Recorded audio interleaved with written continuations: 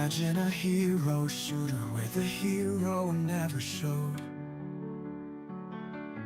Imagine a game with a player base that just refused to grow. A 5v5 hero shooter with gameplay that's just okay, and characters that remind me of Tupperware and white bread. No, I'm not talking about Overwatch. Please stop bringing up Overwatch. This game is not Overwatch. It's actually something else.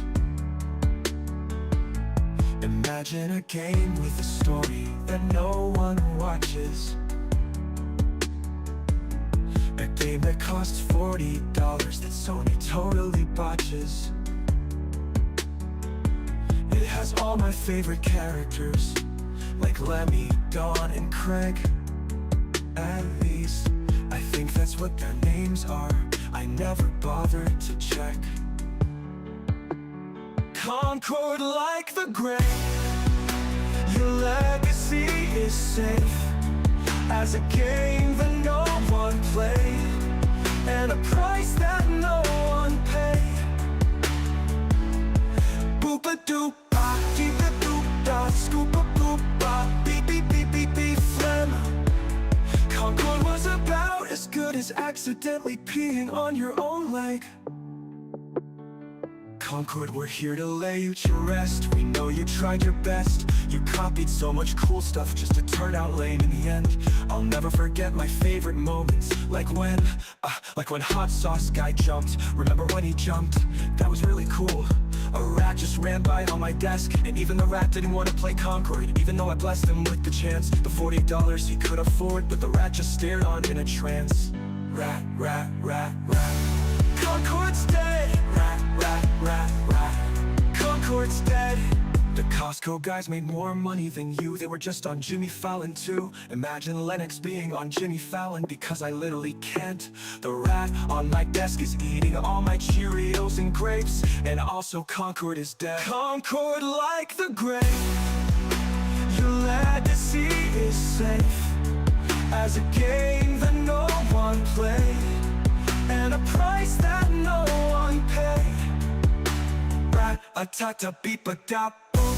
Skim, milk, the rat fleet, doo-da, doo-da.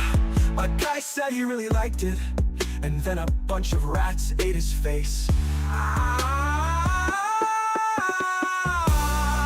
That's the sound he made when Concord passed away.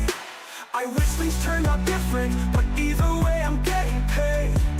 Concord's dead, Concord's dead, and boy is my face red.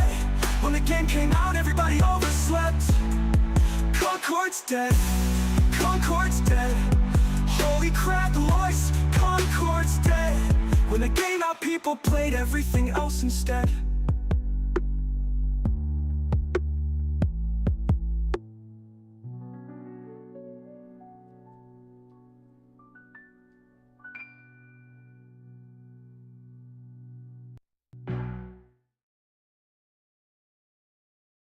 Time to play the game. So you wanna make it like a dope game using some big property. I'm But you vibing. already did Star Wars, Indiana Jones, and Lord of the Rings. That's most Well, I definitely think what's there's up. still one option that you've yet to explore. It's the series about a girl and her robotic dinosaurs. Now I know what you're all thinking. Hey, isn't this a bit of a stretch? Horizon's fan base has been shrinking. It might be pretty, but there's always a catch. I've only met one person in my whole damn life who had an insatiable Horizon appetite. Everybody else doesn't care that much, but Herman Hulse doesn't really give a fuck. So here you go, world, it's Horizon again. If you got money, it's time to spend. It's got multiplayer, find a friend. Ooh, open up your mouth, girl, let me pour some Horizon in. It's sweet like honey, so give us all your money. Oh wait, oh fuck, no one's buying the game. I thought Horizon was as cool as Star Wars. I guess it turns out it's just kinda lame. Ooh, Holy crap, oh no, why doesn't anybody care? Horizon is just as cool as all those other Lego games. Even though the evidence makes it seem like it's irrelevant, Lego Horizon flopped.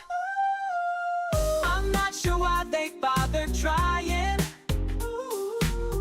All of its fans must have been lying. Lego Horizon flopped. Horizon. Guess Sony is gonna have to try again. Skeep-a-doop-bop-boop, deep-a-deep-a-doo-da, robo-dino, skip-bop, skip-bop, deep-a-deep-a-deep-a-boo-bop, going till the doo-dot, beep-bop-a-noo-ta. Horizon should never had a Lego game. Whoever greenlit that must have been fucking insane. Lego Horizon flopped. I'm not sure why they bothered trying. All of its fans must have been lying. Lego Horizon flopped. Horizon. Guess Sony is gonna have to try again. Sorry, Herman Hulst. Guess he didn't make a new Star Wars after all. Sorry, Herman Hulst. Just another day of ya dropping the ball. Darn it, Herman. You gotta give Herman credit. Just when everyone else was tired of Aloy, he said, here's more, a lot more, for years. Even if you don't want it, here you go. You gotta give it to Herman, you know? They always say, you know, find yourself a man that loves you like X, Y, or Z.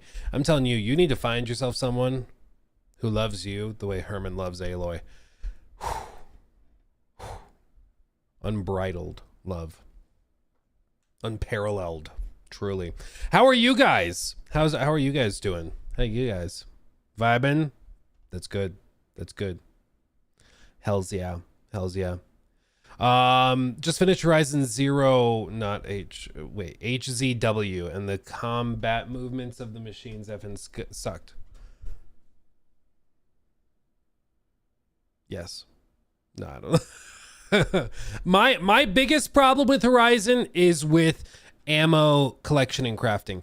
In order to like craft some of the better ammo and stuff that you need, and also armor sets too, it's just so grindy. And when I realized there really was a problem, I mentioned this in the video we did on it, but my buddy Mike, who like is a completionist with games, he grinds them out, he goes hard, and he plays every game on the hardest difficulty. Like, he's a hardcore dude. And he was playing through Horizon, but it was so miserable. Donated $10 through Super Chat.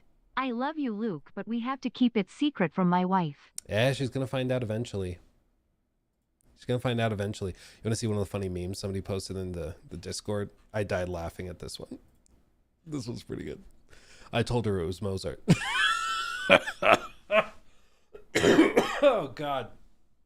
You know, they have the little headphones you put on the belly so the baby can listen to Mozart while in utero. Yeah, this is a good option. This is a great option. Yeah, your baby will come out rambling about video games like nonstop. It's a good idea, frankly. It's a good idea. But yeah, what I was saying is my buddy Mike, he is hardcore. He grinds these games out. He has no problem with grind.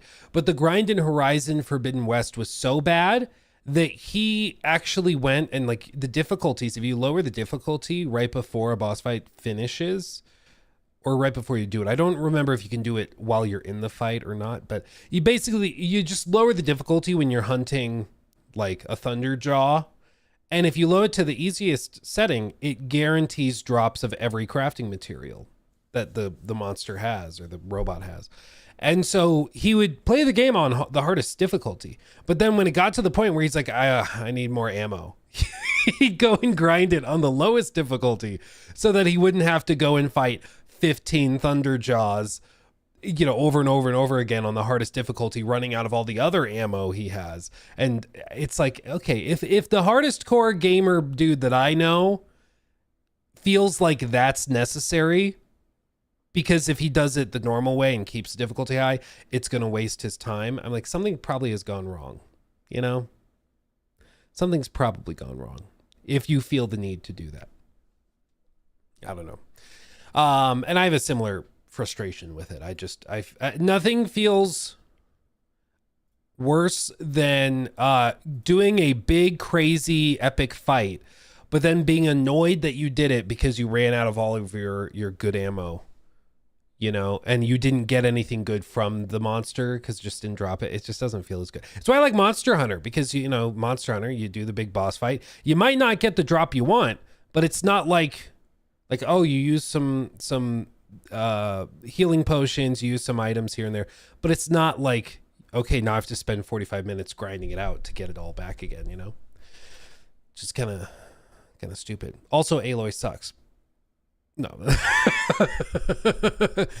No, my bigger problem with Aloy is just that the writers are so petrified of having her show any vulnerability or weakness that in the sequel, and this is again going to sound like I'm making this up, I'm not, they literally go and create a clone of her, the writers do, and have all of the insecurities and anxieties of Aloy, the character, just projected onto her, because they didn't want Aloy to have those things. They just literally project them onto the secondary character. It's like actually hilarious.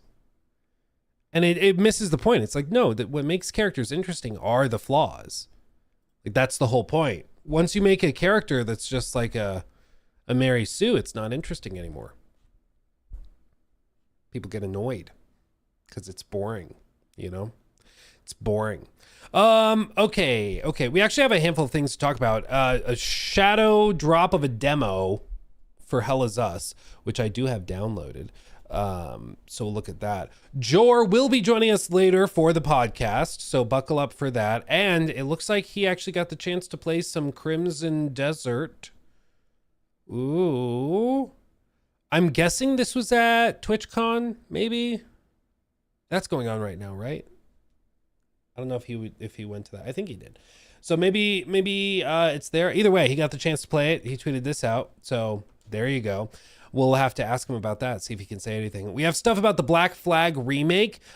This just dropped. You might have actually missed this. First look at IO Interactive's James Bond game titled 007 First Light. Full game reveal later this week. Sounds like Summer Games Fest to me.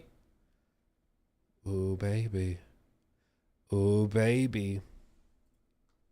We've known about this. Like, we've heard rumblings about it for a while. If you don't know IO Interactive, they're the guys that did like the Hitman games, you know, the big Hitman games. And so for them to do a 007 game kind of makes perfect sense. You know, it makes perfect sense, frankly. I think they're the perfect team to do it. And or that's Absolution. Hold on. This website's too smooth. It's silky. Look at this. Damn. Project Fantasy. 007. Hitman World of Assassination. Yeah, this one. This was free on Steam like yesterday. Or a few days back. But yeah, they like the Hitman games are crazy good. Tons of replay value. Very, very well done. Like stealth strategy, not even strategy, but stealth games, but they require a lot of strategy for getting through them. If you ever want to feel totally incompetent as a gamer, go look up speed runs of Hitman. It'll make you feel so stupid. It'll make you feel so stupid because some of these guys are just brilliant with how they get around some of these problems. But they're doing a 007 game, and it looks like they're going to be revealing that later this week, which is cool. We're vindicated. Not really. I mean, it didn't take a genius to figure this out. I've been saying for a long time, we probably don't see much about The Witcher 4 except for an Unreal Engine like showcases.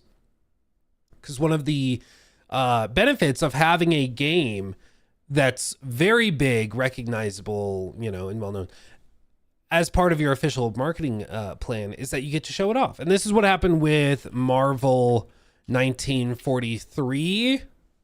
So if you remember this, at the like State of Unreal Engine 5.4 tech demo thing, they showcased this with a lot of the cool tools and stuff they were using in Unreal Engine to bring the game to life. And there it is. And it's really, really cool. But they're going to do the same thing with The Witcher 4. And it turns out that is in fact what they're doing. They're going to be doing the exact same thing, where they're going to show off at the State of Unreal tomorrow. They're going to showcase some upcoming tech that's going to be used in The Witcher 4. As they said, we'll be coming together with Unreal Engine to present during the State of Unreal. We're looking forward to showcasing some of the innovative technology and features that will power The Witcher 4 and beyond. They show a little background of a forested mountainous area. It looks kind of like Kaer Morhen. I'm ready for this. I'm ready for this. Now, it does happen tomorrow, June 3rd, right? I'm not crazy yet. Tomorrow, June 3rd, right about at our normal streaming time. So I think we have to co-stream it, right? I think we have to. They're going to be showing more of The Witcher 4. We have to, right? We have to. Now, hopefully it's not just like, look at this tree. This tree is pretty. That'll still be cool, but I'm hoping they actually show some like, look at the animation stuff we're doing. Look at some of the actual procedural tech for the open world. Like, I hope they show some really good, like really interesting stuff, but time will tell. Time will tell, my friends, but that's coming tomorrow. So buckle up, buckaroo. The expectations ended up being right, that they were going to show off more of The Witcher 4, but it was going to be at Unreal presentations, and that's where we're at. They're actually doing that. I also want to talk a little bit about the Xbox Showcase and expectations there, because there's some notable people that are kind of stirring up hype a little bit, so we'll touch on that. Of course, the Hell Is Us demo is up. We've got, oh yeah, our weekly dose of brain rot content. Let me just show you this. Let me show you this real quick. I got recommended this like a day ago on my TikTok, and I'm just going to share it with you because I think everybody needs to know the good word. There's this guy, his videos don't get viewed hardly at all, but I found the actual reincarnation of Jesus Christ on TikTok. It's this guy, this like shaman looking dude, and he posts videos of himself claiming to be the reincarnation of Tutankhamun and Jesus and Abraham Lincoln. And I'll just let him talk for 20 seconds. Hi. Sorry, it's only coming through the left ear. Sorry. Common. I have been reincarnated. We leave our tombs for our afterlife gods. And so I left my tomb in D.C. I once was George Washington. Oh, George Washington. And Abraham Lincoln. I'm Tuton. I named it To Washington. I'm reborn in the other Washington, 2,772 miles from my tomb in D.C. And the others see it all. So you all can see it all. That Tut is Jesus Christ, is me, your Father God, the sun in the sky. Who knew? Who knew? Funny comment. Some of the least problematic preaching I've seen in a while. So there you go.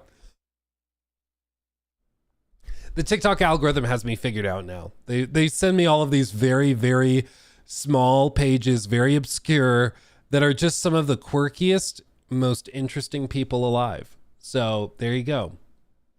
Tutankhamun, with the reincarnated Jesus Christ, George Washington, and Abraham Lincoln. We found him. We found him. In all seriousness, I hope he finds help. But he posts videos of himself like driving around, going to work. So I wouldn't be surprised if it's an act and he's like performing as this guy that is like a cult leader. I don't know though. Either way, it's very interesting. Yeah. We got Jesus reincarnated before GTA 6. Yeah, exactly. Exactly. Let's see what else we got. Let's see. Mercurial Funk, thank you for the 5. Luke, do you think Borderlands 4 is going to recover from Randy's additional comments about real fans?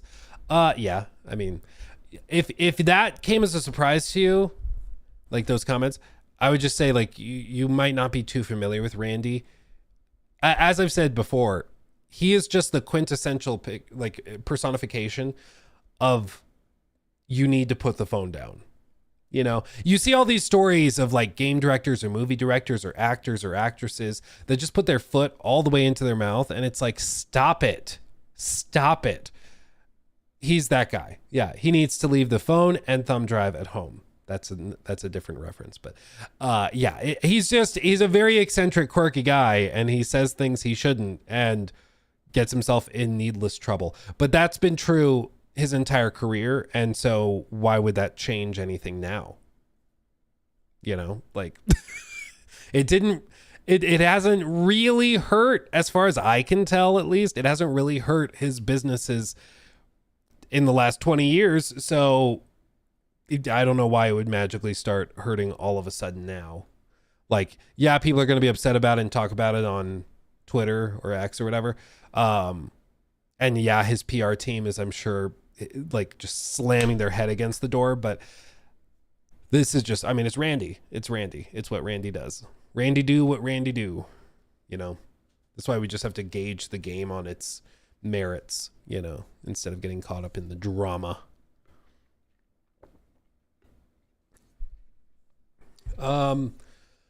Let's see. The only reason Randy isn't the most hated person in gaming is that Bobby Kotick exists.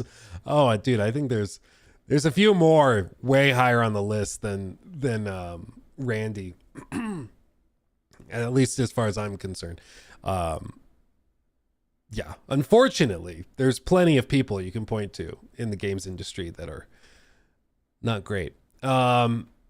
He's like your friend that's too drunk when the cops show up. Yeah, he also seems like the kind of guy that would ask for a selfie with the cops while plastered, you know? He's like, let's be friends. Do you want a drink, officer? You know? Yeah, I'm sure he's super fun to hang out with. I'm sure he's a party animal. But sometimes you don't want your like CEO or boss to be a party animal crazy person. You know, sometimes you just need them to be quiet. You know, you just gotta stop. Just gotta stop. It really is that South Park, put it down if you're president of a company today. Like, that's literally what it is. Oh, yeah. Yeah. Let's see. Where did I go? Luffy Flip Flops. Thank you for the 5. Sup, Luke? Hope your day's going smooth. Like butt crack smooth. Hell yeah. What do you think about an RE9 reveal, and who do you want to be the MC? I'm totally like, here. The thing is, I think they're going to be kickstarting sort of a new trilogy, duology, whatever I guess you'd call it, duology. I kind of hope they'd start kind of where 7 started and then led through 8. I hope that they have sort of a new story, a new hook, a new thing to kind of carry 9 and 10. So I'm just looking for something fresh. Personally, this is just selfish. Personally, I hope that they are not going to do what I think they're going to do, which is leaning into like first-person shooter vibes. If you played 8, towards the end, it just turns into like a really bad Call of Duty mission. And it's unfortunate because earlier in the game is way, way better. So the way they finished it, which I think they thought was going to be the high point, was that it was very... I don't know. It felt like a big swing and a miss. It wasn't ready. It wasn't working. So I hope that they keep it in like the suspense thriller, suspense horror area instead of just going full on like first person shooter with stuff. Because I don't think that's their strong suit, but we'll see. Either way, I'm sure it's going to be beautifully realized and everything. It's just gameplay wise, I hope they keep it suspense thriller, suspense horror, and go the other way. They say Leon's going to be the protagonist. That wouldn't shock me. I mean, they very much could. Very, very much could. Also, Seth, thank you for that one. Any tips or tricks for playing Metaphor? Probably just slow down. A lot of people try to like sprint through those games, and you just can't. You just can't. Like, you got to lean back. You know, some games are a lean forward kind of game where you sit forward and you're really engaged. Metaphor, Persona, those are games where you lean back on the couch. It's one of those games. You just gotta take it slow and steady. Bite-sized Cobra Vids you know? Donated 10 pounds through Super Hell Chat. yeah. Please tell me you are going to review Mind's Eye. I hope you get your Clock Tower dream house in the future. Me too. Book King Cobra on Cameo for $5 Cameo. King Cobra JFS 666,000. Of course his username is King Cobra JFS 666420. Is that really? Dude, it actually would be funny if we could get him to record a cameo and then use it for part of the intros and stuff. Yeah. Dude, he's doing it for only $5. Wow. Okay. Well, I might have to do that. His okay, I'm sorry. Let me just find this, show you this on the right screen. JFS 666420. Yeah, for his description, description is where to go? Magic practitioner. Because of course, yes. What a picture too. What a picture that is. Yeah, we might have to get a cameo from the Gothic bad boy. I also hope I get a Clock Tower Mansion Dream House. I also hope that. Thank you for the 10, and that 10 gets us a little bit closer. But yeah, as for reviewing Mind's Eye, I don't have a review code or anything. I also am expecting they don't send review codes out. If it's as broken as I suspect it is, they might not send codes out at all. And if they do, they may only send it to like the big outlets like IGN or GameSpot or somebody like that. I don't expect them to send review codes out. I expect it to be a bit of a dumpster fire, but we'll see. We'll see. Either way, I think there's going to be plenty to talk about when it comes. Plenty to talk about. And I can't wait. Rumors of a state of play announcement tomorrow. Thank you, GameWire News. I'd buy that. There's plenty of stuff for them to probably fill out a 30-minute show with. The biggest ones being Ghost of Yotei, of course, later this year. They also have things like Marathon. And if anything, I would suspect that maybe that's what's caused the delay. Because all of the rumors initially were that the state of play was going to be at the end of May. They didn't do that, obviously. And I think it's because with all the art stuff, they had to probably redo any trailers or anything they had to get rid of the art assets that were taken. So I think that caused the delay. But they have Marathon. They potentially show off for the first time the Horizon like multiplayer game. But Ghost of Yotei, and then they also have probably a gameplay trailer or something for Death Stranding 2. And then there's the big elephant in the room, which is a rumored God of War spin-off game potentially coming later this year. So they have plenty to show for like a 30-minute showcase, I feel. Yeah. It wouldn't shock me if they announce it tomorrow and then they do it on like, maybe they do it on Thursday, the day before Summer Games Fest. Maybe they do that. That would line up with what they've done before. So we could see that. Do I think they'll do a demo for Death Stranding? No, I don't think they'll do a demo for Death Stranding 2. Maybe, but I don't think they need to. Like, anybody who's interested in Death Stranding knows they're interested. And people who don't like Death Stranding know they don't like it. So I don't think, with every game, there's a certain percentage of possible customers who are kind of undecided. I feel like Death Stranding is one of the games with the firmest stats out there. Like, everybody knows what they think of Death Stranding. You either love it or you hate it, or you think it's the most boring thing ever, or you love it and it's fascinating. Like, there is no middle ground, I think, with Death Stranding. People are pretty much decided on it. Whereas a game like Hell Is Us, I do think there's a lot of people who are curious and kind of on the fence. So a demo can really, really help it. For Death Stranding, I don't know how many people would do it and be like, I was undecided, but now I'm into it, I'm just not sure how many people there actually are like that. Love or hate science fiction DoorDash. Dude, I was playing it like a week ago or whatever, and I literally did a mission, which is, it's cool narratively, it ties in later, but I did a mission in Death Stranding where you have to deliver a pizza to a certain individual that becomes apparent later, but you have to deliver a pizza and it has to stay flat. So you can't fall over or do anything like that. Like, it literally turns you into a DoorDash delivery guy, which is kind of funny. It's kind of funny, honestly. They should do you remember when Death Stranding launched, they had a bunch of weird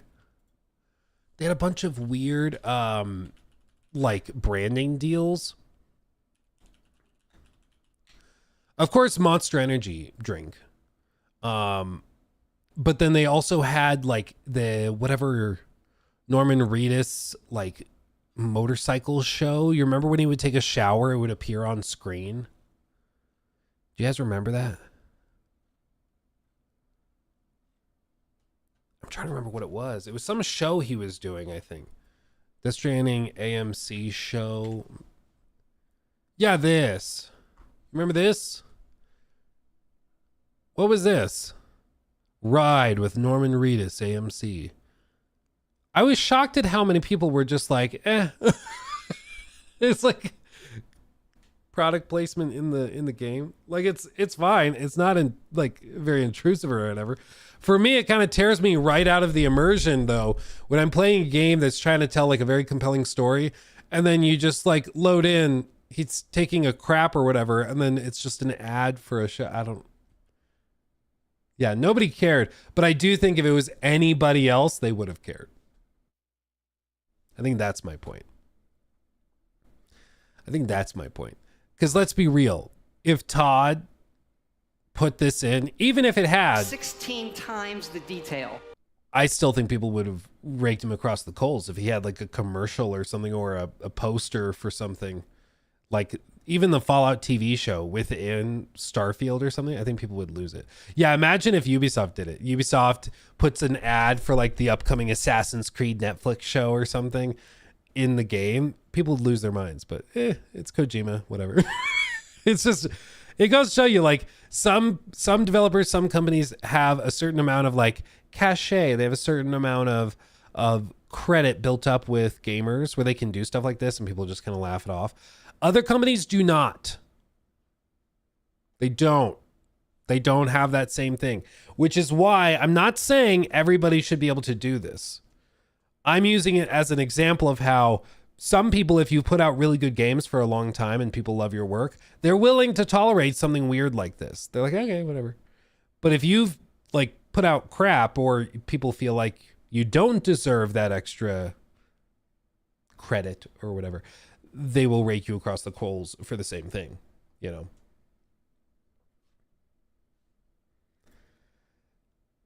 It's something I was telling somebody that worked at Ubisoft. I was like, does it suck that you can't do some of the same marketing stuff that other companies can do? Yeah. Like, I understand that's frustrating.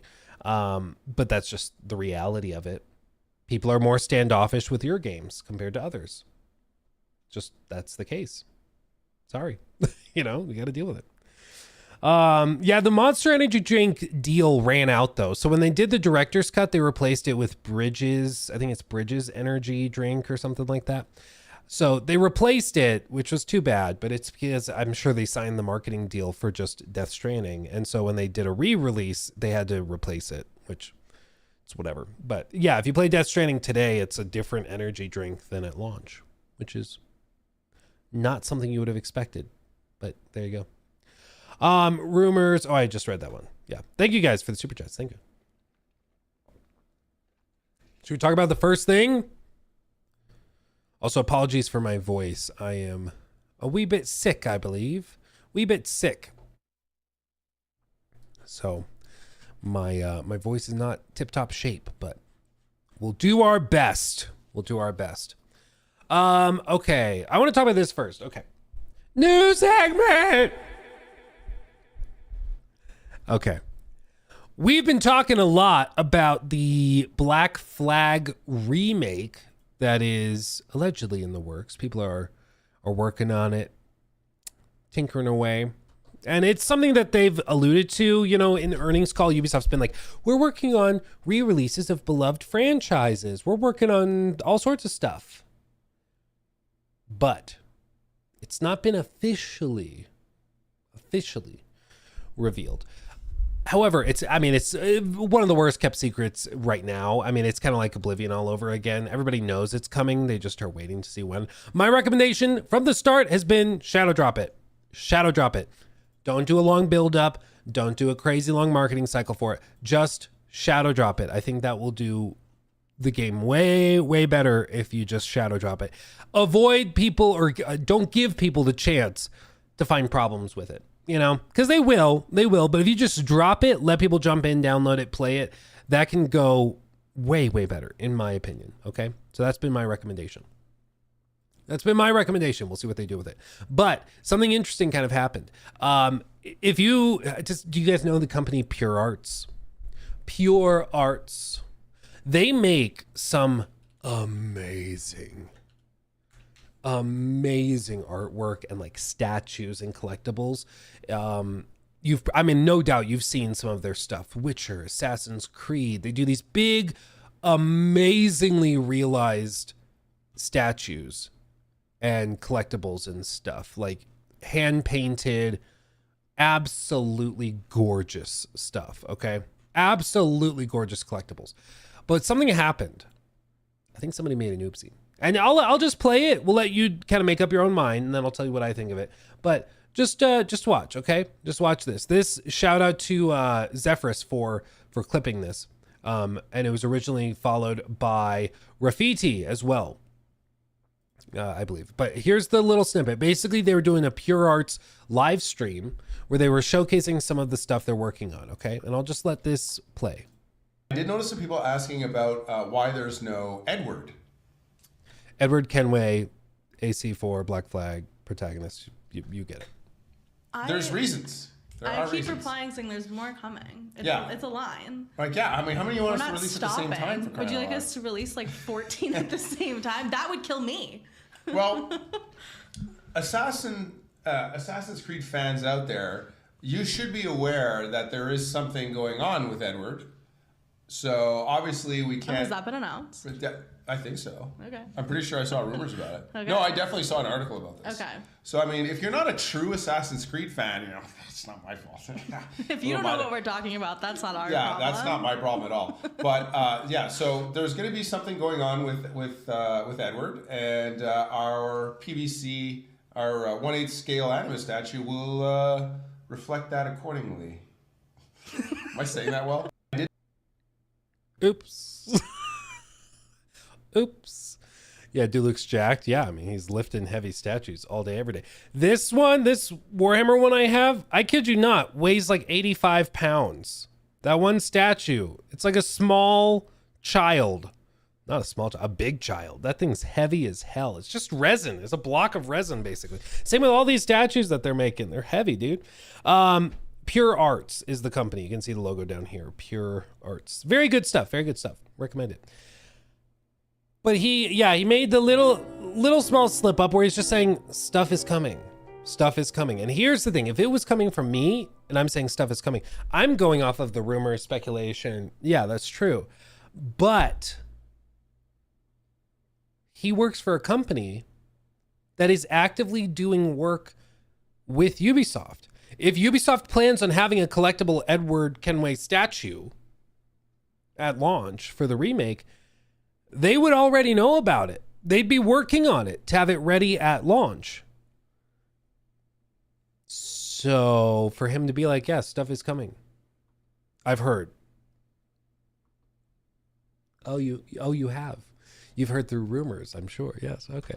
I see what you're saying. So people took this, were like, oh my God. Oops. Slipped up a little bit. And I do think it's a little bit of a slip up. Is it a big deal? No, not at all. I mean, if anything, it just builds hype, but it's still quite interesting. As for, what else is coming? Well, there's been other little tidbits that are important to note. Basically, this is also reported by Insider Gaming and I don't think it's actually bad news. I think it's good news. Maybe it's a little disappointing, but I think in the broader context of everything going on, it's good news. The remake was originally slated to be released later this year. This is what's been rumored and speculated about for a long time. All of the indications were that Shadows was supposed to release last fall/winter, and then Black Flag was going to be the remake that launches this holiday season in 2025, and it was going to be the big game for Assassin's Creed that time. Star Wars Outlaws comes along. Big oopsie, not ready for prime time. It doesn't do well. Ubisoft delays everything in their pipeline to polish it up more. And in the words of Yves Guillemot, remove the small frictions. And then they were going to release it when it was ready. And it ended up working for AC Shadows. They delayed it, polished it up, and it actually was one of the best optimized and polished Ubisoft games probably ever. Like, no real problems with bugs. Performance was really, really good. So it made a difference.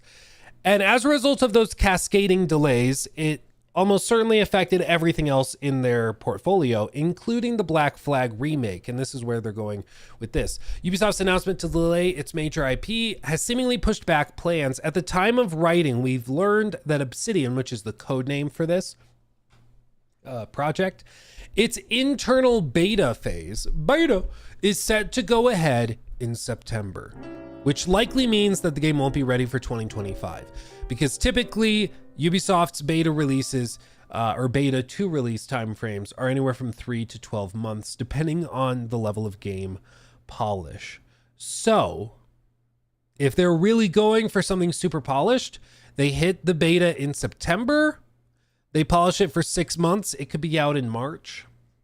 Similar time frame to Shadows. That could line up.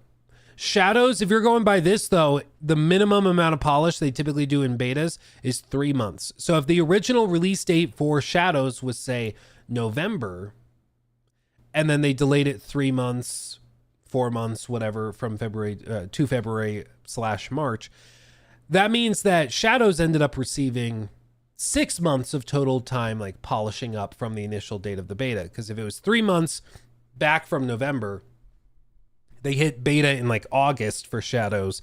It didn't have enough polish by the time it was launching. They needed more time in the beta phase to polish it up and get it ready. So if they spend 6 months, 7 months polishing for Shadows, they go for a similar amount of polish for the Black Flag remake. That would put it right around that time frame of like March, which again, just about a year after Shadows, which was also the original plan, was to put it out about a year apart. But it does miss the holiday release window, which of course is frustrating for them.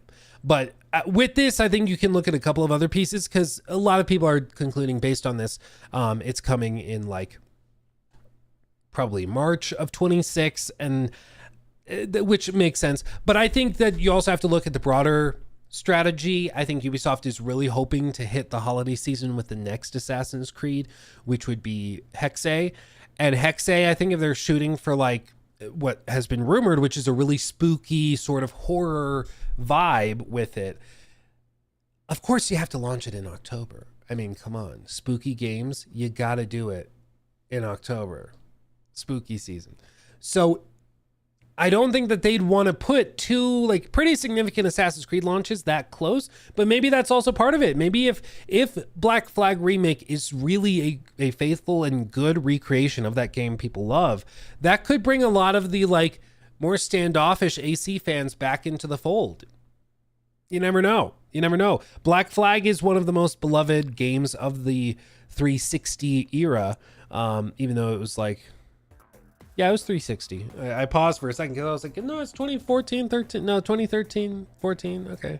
Yeah, it was right on the cusp, but it's a beloved game. People love that game from back in the day. So if they can do a good job of remaking it, that could help. That could help bring some people back in. And again, the shadow drop. I'm saying this as somebody that benefits from a long marketing cycle, okay? If you announce it 6 months ahead of time, I get to make videos. I get to maybe go to a preview event where I can then make other videos about the game. It helps my business if you do a long marketing cycle. But I'm telling you, what's best for the game is a shadow drop. I'll tell you what, like with Ubisoft stuff, people start from the position of looking for ways to poke holes in it. That's where people start. Is that fair? Probably not. Probably not. But it's just the reality as far as I'm concerned. Like I'm just saying, I think that's the case, is people will look to poke holes in it. And if you can avoid that, just avoid it. Shadow drop it. Boom. Word of mouth for a Black Flag remake. It's going to be crazy. People are going to be like, oh my God, I remember playing this years ago. When I was a teenager, I played the crap out of this. Yeah, let's download it. Let's play it. People are going to eat it up, dude. People eat it up. So that's my recommendation. Take it or leave it. Could be wrong, could be right, but that's my recommendation. As for everything else, I mean, I think the reason this is good news, because I did say I think that this is good news. The reason is because Ubisoft, every decade or so, has to learn this lesson, unfortunately. Sometimes it's even less. Sometimes it's every 5 to 6 years. But basically, they polish things up like crazy. They get good reactions, and then they start to loosen the reins a little bit until they get to the point where they're forcing devs to shove stuff out well before it's ready. And then people stop buying it, give them crap, and they're like, okay, we've learned. And then they polish it up again, and the cycle just repeats. They start polished, and then it falls off, and they're like, oh, sorry, polish. Trails off over the next few years. So this is just a regular thing for Ubisoft. But right now we are at the point where the chart is going up and the polish is increasing, which is good because it's right around the time of the Black Flag remake, which is a project that I'm very hopeful for. Very hopeful for. I really hope they do a good job with it. It's likely that it's mainly being done by the same team that did Skull and Bones.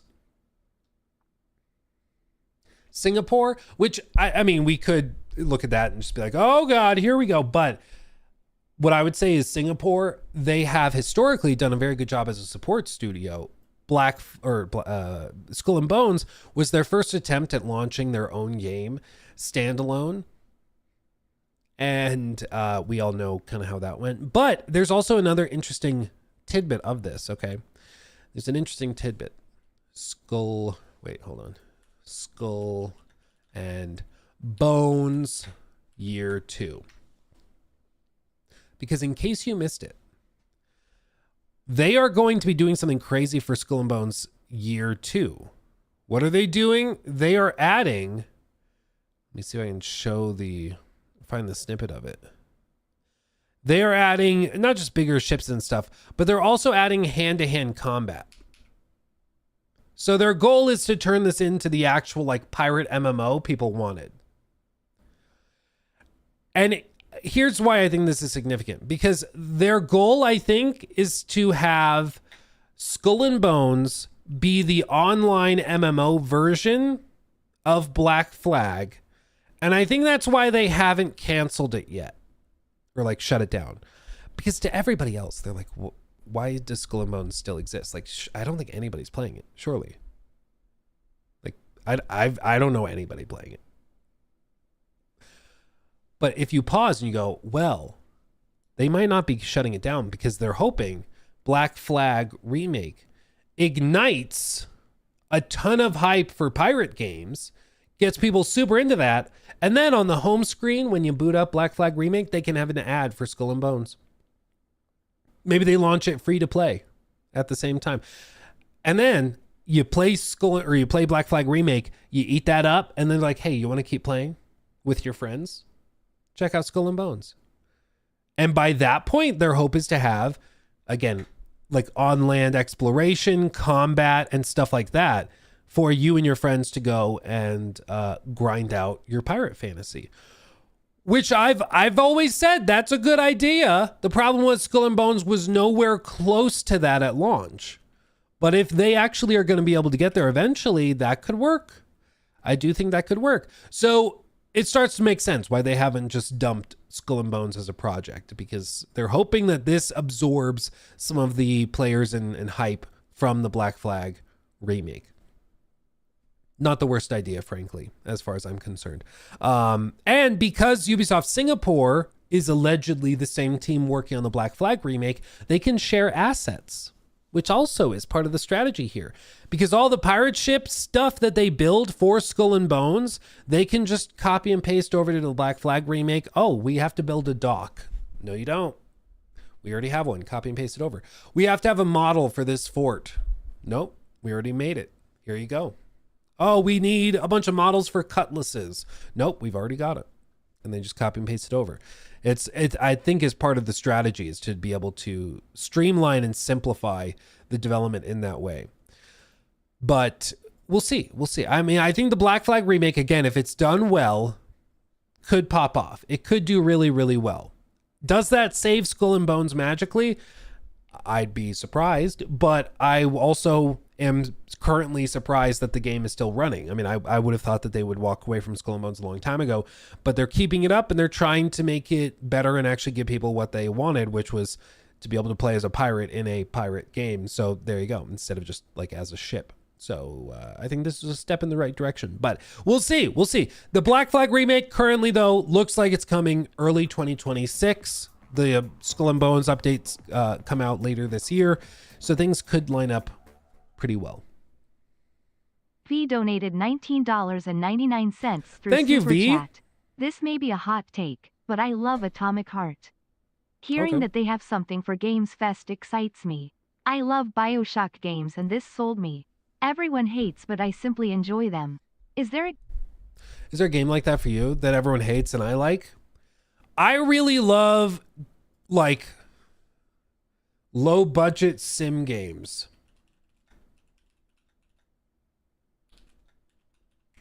You're waiting for me to change my... Nope, that's it. I don't know what it is. I just love them. One of the games I've put a stupid amount of time into is Another Brick in the Mall. You like build a simmed version of a mall and like shopping center. And it simulates all the customers, all the products, stocking, restocking, logistics and stuff. Dude, I love these games. I don't know what it is. I love them to death. Okay. I eat them up all day, every day. So this is probably my guilty pleasure. And what's funny is that, you know, I can't make my regular type of video on a game like this. Like, what am I going to do? Like, it just doesn't click for people. People don't like it as much as I do, but I love these games. I love these games. So that's my guilty pleasure. As for Atomic Heart specifically, I really like Atomic Heart. My frustration was that the trailers, and if you guys remember the initial trailers, Atomic Heart trailer, some of the best, I mean, they had phenomenal trailers and stuff. And I do love the world building. I do love the environments. I love the setting. I love all of this stuff. My frustration was that they sold you on this world, but you spend most of the game like in underground laboratories and buildings and stuff. And it's just like the best parts, the most interesting parts of the game and the world were the exteriors and stuff that really felt very BioShock-esque. But most of the game takes place inside in like tight corridors and stuff. And I understand why, like for development reasons, it just makes sense. But like, this is what I wanted to explore. I wanted to explore this. And you can, but it's all completely empty and hollow because most of the game is inside areas like this that you see. But they did have some really cool boss fights. They did have a lot of cool stuff. And I think it's one of those games that I think offers a solid first entry, but I think the sequel is where it could just explode and pop off in popularity and become hugely, hugely popular. So we'll see what they do. But yeah, this dude, yeah, these boss fights were super cool. I really do think a sequel could do really, really, really well. It's just, this was their first, you know, go at it, and it was a little clunky, but I think that they got very clear feedback on what people would like to see in a sequel and what they'd like to see improved. And so now they can do that. Oh, yeah, these sequences were trippy. Yeah, the whole game was trippy, to be fair, but yeah. Thank you for that very generous super chat, though. It was very generous. Anybody remember Lego Island is from the 90s? Dude, you can't do that to me. Lego Island was goated. Lego Island 2 is what I spent most of my time on, though. You guys remember this? No commentary, full playthrough. I haven't had a conversation with them for such a long time. You will do that for me, won't you, Pepper? Oh, the voice. Will do, Mrs. Post. Will do, Mrs. Post. Dude, the music on a loop. Dude, I played so much of this game back in the day, it's not even funny. Lego Racers is also goated too. Oh yeah, the desert area. The one that's like scarred me though was the underwater bit. Oh, the medieval bit. I remember this. Yeah, this like scarred me. I don't know why. I played this section a ton though.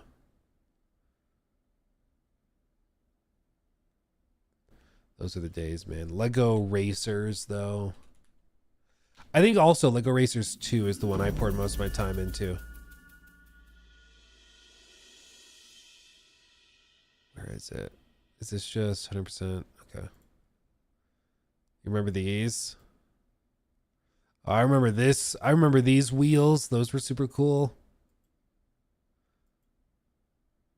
The Mars maps. Dude, we played the crap out of these. Oh, those portals. Yeah, dude, this is such a throwback. Sparky, select your car. Yeah, you remember this? The big finale race? Come on. Oh, yeah, and then your car blows up and you have to just start running. I forgot about that. Oh, and then the dog missile thing. Dude, this is such a throwback. It's ridiculous. That's crazy. Oh, yeah. Oh, the nostalgia. Oh, the nostalgia. Played the crap out of these games back in the day, man. Man. That's most definitely what's up. It's wild. Tara Rissing donated 10 euros through Super Chat. Tara Atomic Heart was good, but didn't the ending also tapered off like they ran out of cash? Likely UBI will also sell crossover skins for S and B. The 15 players left will all be Eddie Conway Tears of Joy. 1000% they'll do that. And or it'll be what they've done previously is if you own one game, they might give you a skin in another. So it might be if you buy the Black Flag remake, you get the free Edward skin in Skull and Bones. They might do something like that. But as for the ending, yeah, I remember the ending being kind of abrupt and then also sort of a cliffhanger, like they were waiting for it to play off as a sequel. Yeah, I think that like nothing will ever be as bad as what is the game called? Callisto Protocol. Callisto Protocol's ending was like insultingly abrupt because it was so clear that they were trying to just leave it on the cliffhanger to get you to come back and buy the next game. But it was too much. It was too much, in my opinion. Just didn't answer like anything. And like, oh, next time. We'll see what happens next time. Like I was already kind of feeling like I was at my limit with this time. But okay. Okay, sure.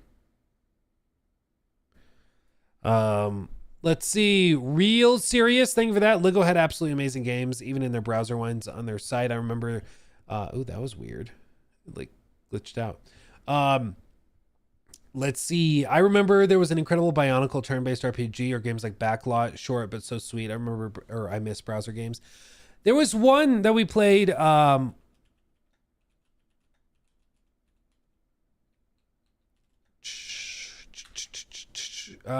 was a browser game for Total Drama Island. And I remember playing the crap out of it. I think this looks roughly familiar. Yeah, one of these Flash games. I remember playing the crap out of one of these Total Drama Island Flash games as well. But yeah, they used to have a ton of these. Tons of these little spin-off games, but yeah. Let's see. Odds of Rockstar revealing GTA 4 remaster this week. It's not impossible because there's rumors for it, but I also think Rockstar is just, they're weird because they can do whatever they want. Like does anybody know when they revealed the GTA collection? Where did they do that? October 22nd, 2021. That wasn't during a showcase or anything, right?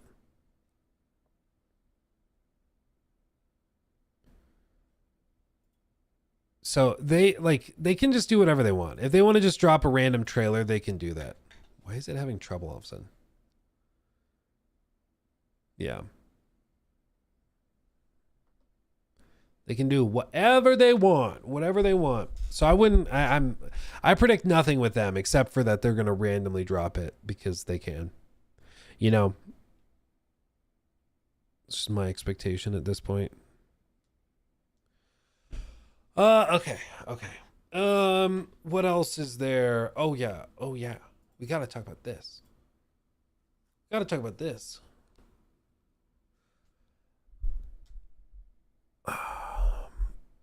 Yeah, I want to know your thoughts. New mini segment.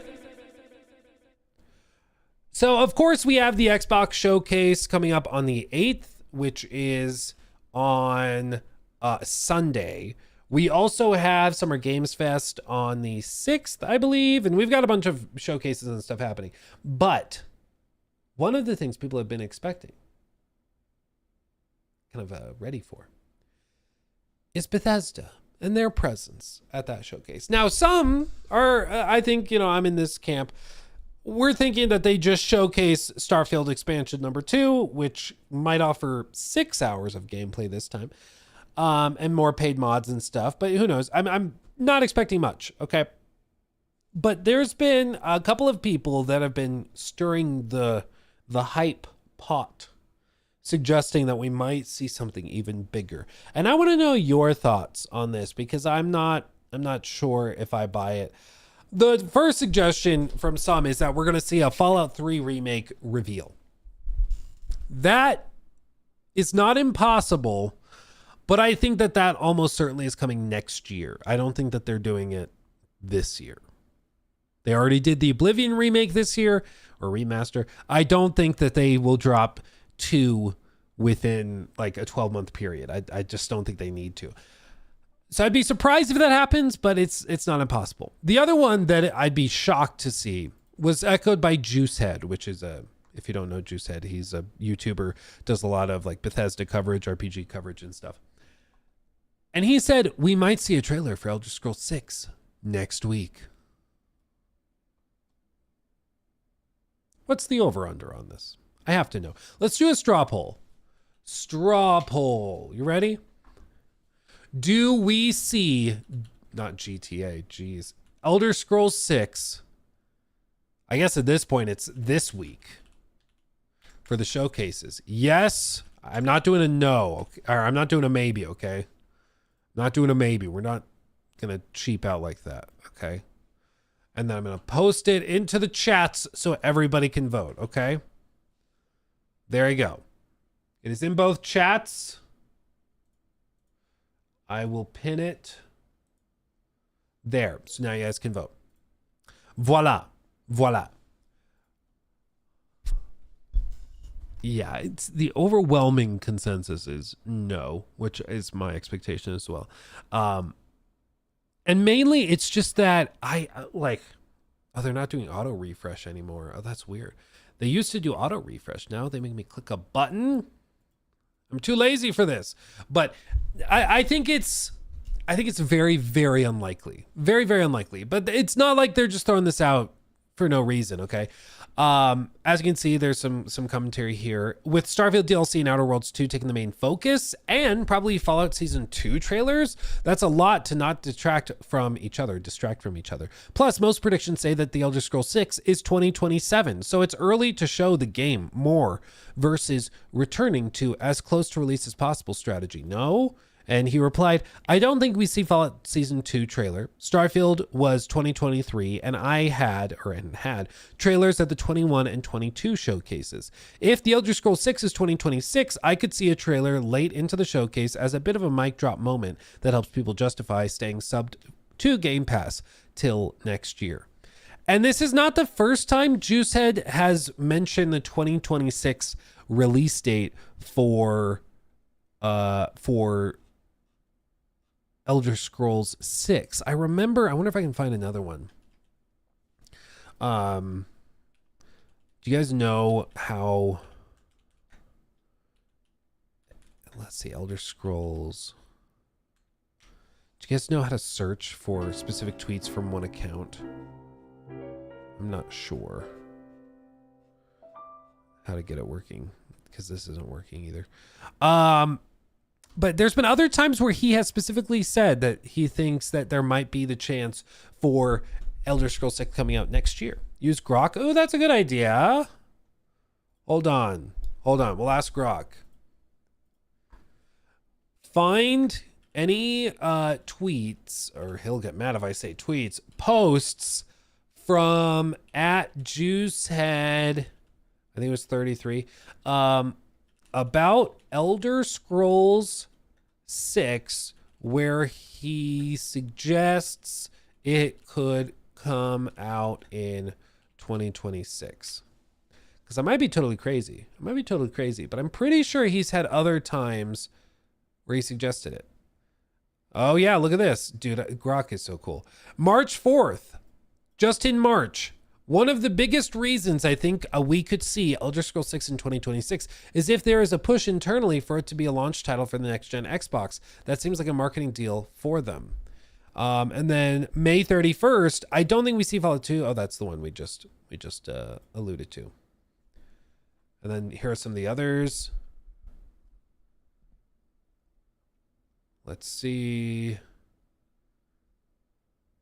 Yeah, his prediction. Let's see. Timeline back in 2021. Starfield in 2021. This is about the FTC documents, to be clear. I think the timeline for Bethesda games is bound to change. Them having their billion-dollar IPs lay dormant for a decade plus seems like it has to end. I imagine Microsoft by affects this. Oh no, this isn't about the FTC stuff. This was just a prediction in February of 2021. This is funny, Michael. I think you're way too optimistic with that timeline. Definitely don't see the Elder Scrolls 6 until at least 2025. Oops. It ended up being correct. I honestly have no idea. I get that argument because of how ambitious it is, but then Bethesda's 4x in employee count, and of course the Microsoft buy, definitely will be interesting to see the first proper BGS Microsoft game with the Elder Scrolls 6. Yeah. Oh, from scratch, I guess from scratch. Yeah. They got to be having someone else working on a Fallout game, right? They were. Maddie was right. But the point is, he suggested at least on 2 occasions now that 2026 could happen. Do I think he has any secret knowledge? I don't personally suspect as much, but some people have hinted at, oh, he does so much Bethesda content. Maybe he knows something. I'm not sure if I buy that. Rather, I think what's most likely is still that 2027 to 2028 timeline. And I'm basing that off of just, I think at this point, the fact that Bethesda's output has slowed despite their headcounts increasing. It seems that their productivity has lessened as they've increased in headcount, which is not how that's supposed to work. Like at all. Typically, when you add like increasing headcounts and the chart goes up, you see your productivity. Let me go maybe like this. So your headcount is growing like this. You see your productivity growing, maybe not the same level, but it is growing maybe at a diminishing rate. So it slows as you get bigger and bigger and bigger, but you're still increasing significantly, right? Like the more people you add, the better you're doing. With Bethesda, though, it's kind of been the opposite, where they started expanding and then their productivity started to go down as they hired more. Like the stuff they put out is even buggier. The quests they're putting out are broken. It takes them months to fix anything. They do a Fallout Next Gen update. It's still broken. It's frankly amazing. They spend an entire year on DLC for Starfield and it produces like 5 hours of content. Amazingly enough, when just in 2016 with the Fallout 4 DLC, they put out 2 expansions in the same period of time that collectively had way more original content in them. Like, it's bizarre, but their productivity actually drops the more people they hire, seemingly. So my understanding is that, you know, this isn't as simple as just, well, they have more employees now, so they can do more. I don't think that that's a thing. Now, it could be revealed this week if they're going to do the same thing they did with Starfield, where they reveal it and then do like 2 years of trailers and reveals before it releases. It's possible, because that would put it 2027, which I think is more likely. But the 2026 release date, I'm iffy on. I'm iffy on. They might do something where they're like, oh yeah, they drop a trailer at the Xbox Showcase and like, yeah, 2026, please, for the love of God, stay subscribed to Game Pass. And then they just will delay it to 2027, let's be honest. But maybe they do that. But as for actually releasing next year, I don't think there's much of a chance of that. I'd be very, very, very surprised by that. Will, that's low in production, confirms what former devs have said about how complicated development pipeline is. Too many hands and too many approvals. Yeah, Will. Yeah. It's too many cooks in the kitchen, I think, is one of the big components of it.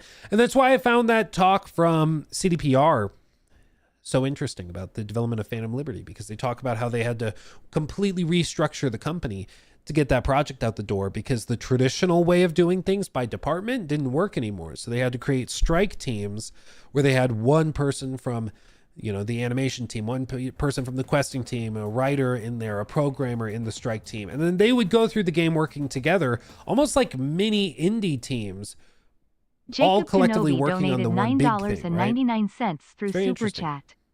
I think they shadow drop Foe 3 in a few years. For S6, if it's 2027-2028, I could see them dropping a trailer, but they don't have a release window. Xbox has a history of showing games way too early. Yeah, I don't think we have to wait a few years for Fallout 3. I would expect probably next year would be my guess for Fallout 3. Late next year. As for Elder Scrolls 6, yeah, 2027 to 28. I could see them dropping a trailer, but they don't have a release window. Xbox has a history of showing games too early. Yeah, well, it's also just something that they kind of need to do, because they need to keep people subscribed, of course. And the way you keep people subscribed is by justifying the subscription in their mind. So every time that they pause and they go, I'm not using Game Pass much, I could unsub, save the $20 a month or whatever tier you're at. But then you want them to pause and go, well, but Elder Scrolls 6 is coming out soon, and Call of Duty is on it. I do play Call of Duty every once in a while with my friends, and I'll keep it. They just need a couple of like mental roadblocks to prevent you from unsubscribing. Just a couple. And I think by revealing some of this stuff early, they can keep you hooked. My prediction for one of the big surprise, maybe surprisingly captivating games of the show is actually one that they've shown a lot, one that I'm very optimistic about. As you can see, Clobriel posted a GIF of it, the gameplay stuff they did reveal, which is State of Decay 3. I played the crap out of the first State of Decay. State of Decay 2 was also good, but it's kind of broken at launch. It had some problems. But State of Decay, they've been working on this for a long time. For a very long time. And if it ends up being just a really polished State of Decay, I'm here for this. I'm here for it. Okay. It'd be so good. It'd be so good. Yeah, Loxy, it'd be great. So, fingers crossed. But I mean, going back to Elder Scrolls 6, I just think there is at a certain point, there's not much. I don't think there's been enough time. Starfield came out 2023, and no doubt they started working on Elder Scrolls 6 pretty immediately after that. They had some teams working on the expansion and the rover and stuff, but they started working on Elder Scrolls 6 after that, and that, if it releases next year, we're going to say that they threw the thing together in like 3 years. I'm not sure I believe that. I mean, maybe, but I mean, maybe I should put it this way. An Elder Scrolls game made in 3 years is probably not the one you want. Just saying. The one you want probably takes 4 or 5 years. I don't see how the Bethesda took a year to make Shattered Space and made Starfield. I don't see how they can pump out a 10 out of 10 Elder Scrolls game in 3 years. You know, I just don't personally see it. But we'll find out soon enough. The Xbox Showcase is coming very, very soon. You see people hyping it up. It'll be another 9.5 out of 10. Xbox has too many games that we know, and studios working on things we have no idea about. In my opinion, this should be a memorable show. I do think this is either going to be one of the most utterly disappointing shows ever, or it's going to blow everybody's minds, which I know is not really a prediction because I'm covering all of my bases, to be fair. But the reason I think, and I lean towards it being probably more surprising than anything else, is simply because they've shown so much freaking stuff the last 6 months that they could have sat on. Like, they could have sat on the Oblivion remake or remaster and shared it here. Quack donated $9.99 through Super Chat. Thank you, Quack. Hey Luke, do you have any investing, fanatical newsletters or channels you recommend so I can become big money man and buy your account to force you to play League of Legends every day? So I can become big money man.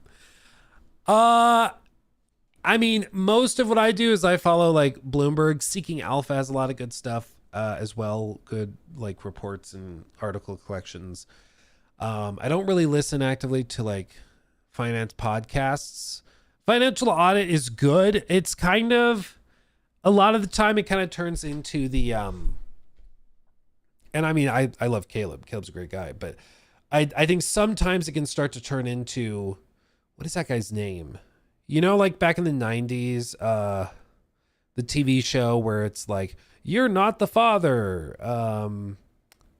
It's like reality TV. Jerry Springer. Yeah, sometimes it can turn into Jerry Springer where it's just how did you find these people that are this messed up? And it starts to get a little sad. So it's entertaining in the way that it makes you feel better that you're not, or Jerry Springer, Maury. Yeah, Maury too. Unfortunately, there's multiple shows like that. Maury Povich. I was like, Povich something. Yeah, Maury Povich. But unfortunately, there's a lot of shows like that. But it can make you feel better financially because you're not in as bad of a spot as they are, and you can learn from their mistakes. But if you're looking for active advice on where to put money and what to do, there probably aren't any big shortcuts because and this is the other piece of it. Anybody that knows what they're doing with money and investments, they're not going to broadcast it to the internet for everybody else to profit off of, you know? If you find the gold mine, you're not going to share it with your friends or your enemies or your competitors like that. Of course you're not. You're going to keep it a secret. And so there is no magic panacea for I found an investment show and everything he picks goes up 50x. Because if he had that, he wouldn't be telling you, you know? So there's not really any shortcuts. Rather, I think it's just about being generally informed. And in the same, one of the pieces of advice that Warren Buffett gave was, he said, financially, you should think about it as if you graduate college or high school and you have a punch card with 10 spots on it. And every time you buy stock in a company, you are punching that punch card and you have 10 total for the next 20 years. He's like, I bet you before you make any financial moves, you're going to be very careful. Before you buy $1,000 of this stock, you're going to try to understand what that stock does, what the company does. You're going to try to understand it as best you can.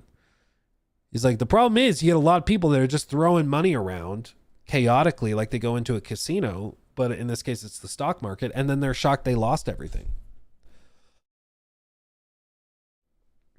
The other piece of it is also to just be humble. It's also just be humble. Understand that the house always wins, and you're probably not smarter than the multi-billion-dollar hedge funds that have teams of PhDs and supercomputers and stuff competing against you, the retail investor.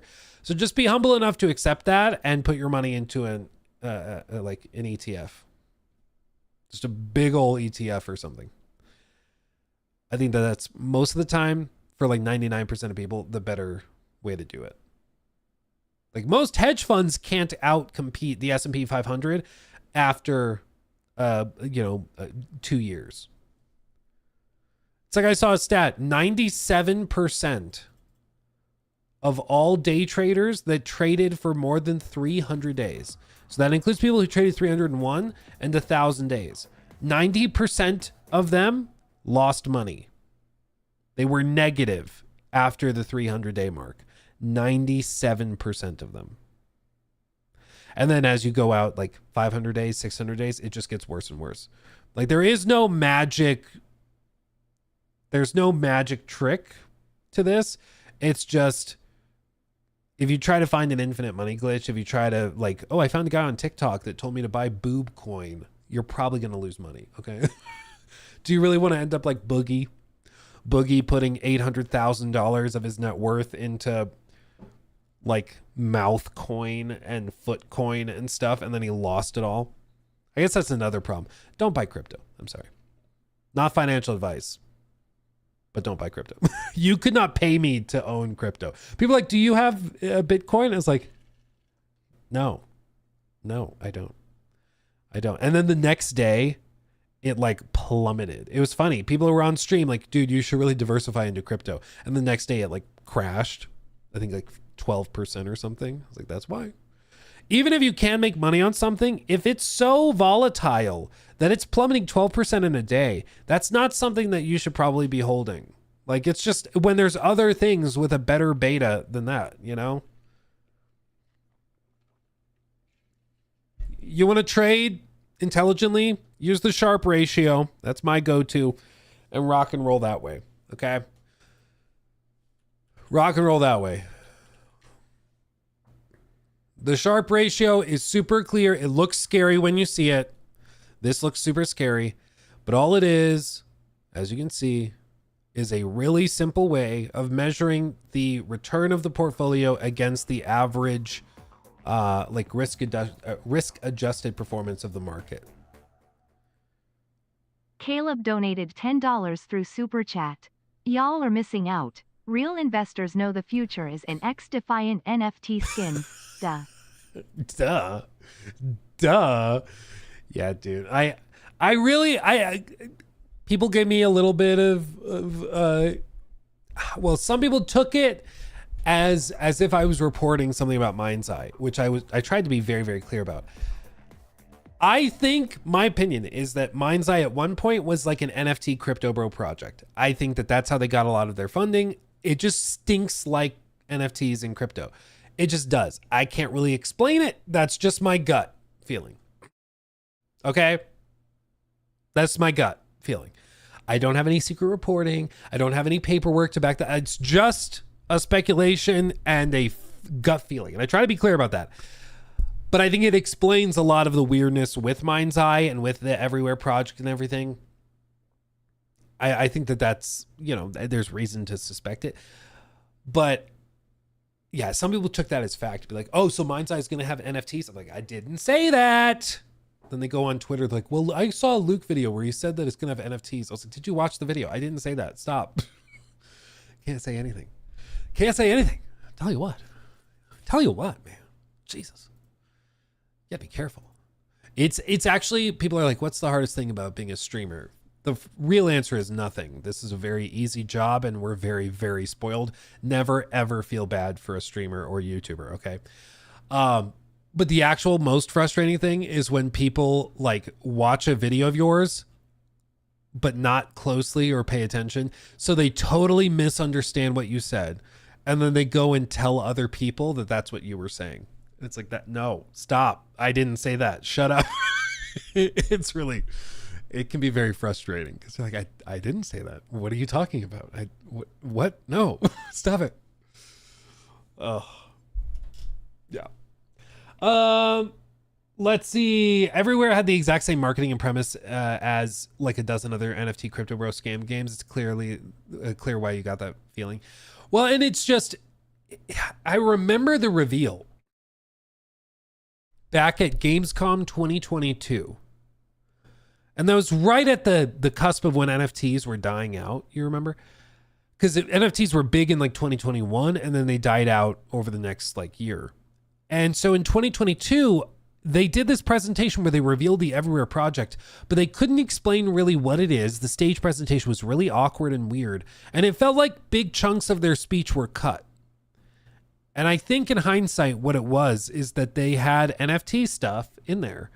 And it was like, it's going to be a shared experience. We can buy NFT skins with your friends and carry them over to different experiences. And I think they had to strip it out at some point. Again, I don't have any clear like reporting on that. It's just my sneaking suspicion. A gut feeling, as it were. But final votes, 81% of you think there is no Elder Scrolls 6 trailer next week or this week, which I think is probably fair. I think that makes sense. I'd be very surprised. I'd be very surprised. Caleb, damn it. This just in, Luke Stevens live has proof Mind's Eye's an NFT game. Buy Minecoin now. Don't worry, Luke. I'm speaking for you. I listened. Yeah. Blasted everywhere on Twitter and X. Of course, without clips to back it up. You just have to say it. More Starfield content? Dude, we're going to probably have more Starfield content by the end of the week. Are you ready? Are you so excited? Probably by the end of this week, we will have more Starfield content. Let's get it. You thought we were done. Oh, you poor, poor, naive child. You're not done with Starfield until Starfield's done with you. And Starfield's not done with us. Tell you what. Yeah. Let's see. Brad, thank you for the 5. What do you think about the hacking in Call of Duty / Warzone? I really enjoyed Black Ops 6, but tempted to call it quit soon. I fell off of Warzone hardcore. It just got to the point where I think I both burnt out on it just because we played it a lot during lockdowns and stuff. But I also burnt out on it, I think, because I don't think it was hackers. I think it was just that everybody got to the point where they were either really sweaty or it was more about chasing the meta, because they would just break every other week. They'd break a new gun and then sell you the blueprint for that gun. So you had to play it a ton. Otherwise, you just couldn't really compete if you were in like half decent lobbies. Like when DMR Zone was big, like that was a perfect example of it, where they break a gun and if you don't have that gun, you just can't win, you know? It was really stupid. And that kind of is how the entire game shifted, because they can make a lot of money on it by breaking it and then selling you the fix, basically. So I fell off of that pretty hard. Unfortunately, it's too bad. But yeah, I don't know. When I say I don't know, I literally mean I don't know. I don't know what the like actual stats are for hackers. I know hackers probably are more commonly found in like high tier lobbies because they have like 15 KDs and stuff, because they're just beaming everybody. So I don't know how realistic it is for somebody to be like, oh, I got bots or I got hackers in my lobby when they're playing normally at like, you know, a 0.8 KD. It's like, does that player have bots or hackers in their lobby? Probably not. But who knows? Who knows? I think more what it is Call of Duty now is realizing people have more fun when they do better. Shocker. And so they're starting to sneak bots like in the casual mode into some other modes and experiment with that, which is what Fortnite does, because Fortnite realized, hey, players feel much better at the end of a match. They rate the match higher if they had higher kill counts. But players don't like being on the receiving end of that. So let's just put bots in the game for you to chew through. And you can't tell if it's a real player or a fake player. So you'll feel better about yourself because you got higher kill counts, and you won't know that they were against bots. So that'll make sure you feel good. And I think that that's where they're going to move with all of it. I think that's where it's all shifting to. And the hardcore people, of course, will moan and groan about it. But the reason they're doing it is because more players are choosing the casual mode instead of the hardcore mode, because they're getting more kills and therefore having more fun, even though they're literally against bots, you know? So the whole thing is just stupid. Luke, did you see they added ads to the loadout menu? I did not.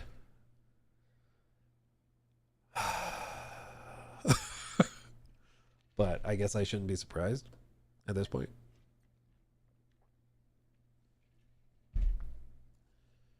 Man.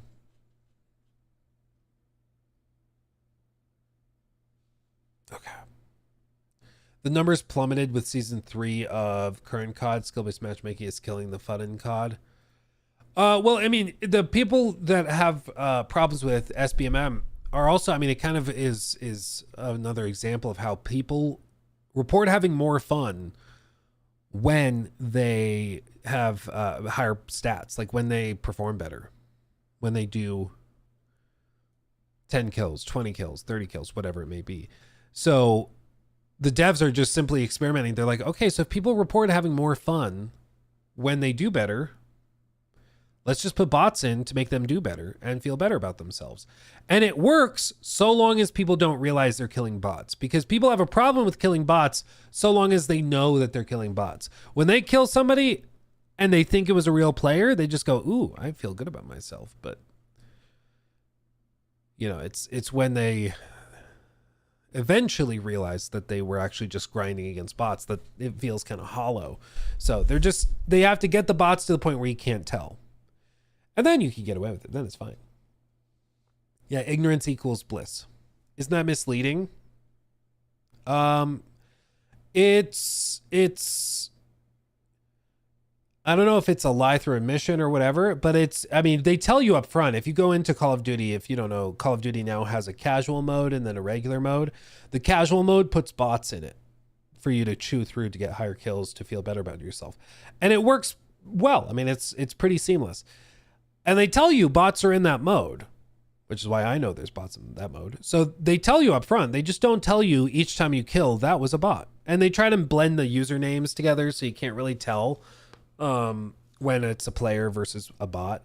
So they try to, you know, replicate usernames decently, but it may be, you know, misleading, whatever. But I'd say if you're playing that mode, you know what you're getting. So complaining about it would be a little stupid. Yeah. The bots are recognizable by the way they're playing the game. Yeah, well, and that's the problem is some games, the bots, like Fortnite's bots, are really bad. They're really bad. They just like jump into walls. They run in circles. They don't shoot at you. Like, they're really, really bad. Warzones are a bit better, but still not great. Still not great.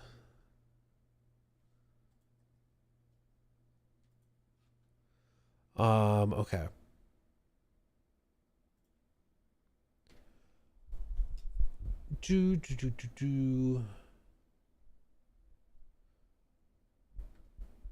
Let's see, where did I leave off?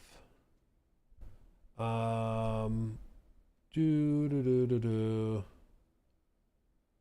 I read that one. Okay.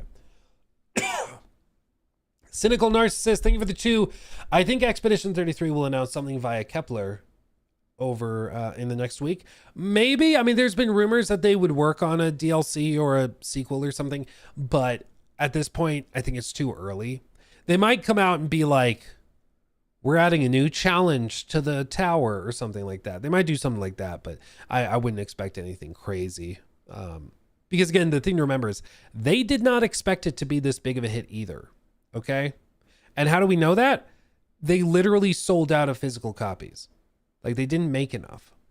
They manufactured physical copies of the game, expecting to like stock shelves for months and months and months. And they literally ran out in the first day. So they did not expect it to be this big at all. Nobody did, especially them. So it's not like they had planned for a big DLC or a big expansion or something, you know. Jamie, there's going to be a new challenge in the tower. Luke Stevens confirmed it. No, stop it. Stop it. Man, can't take you guys anywhere. Tell you what.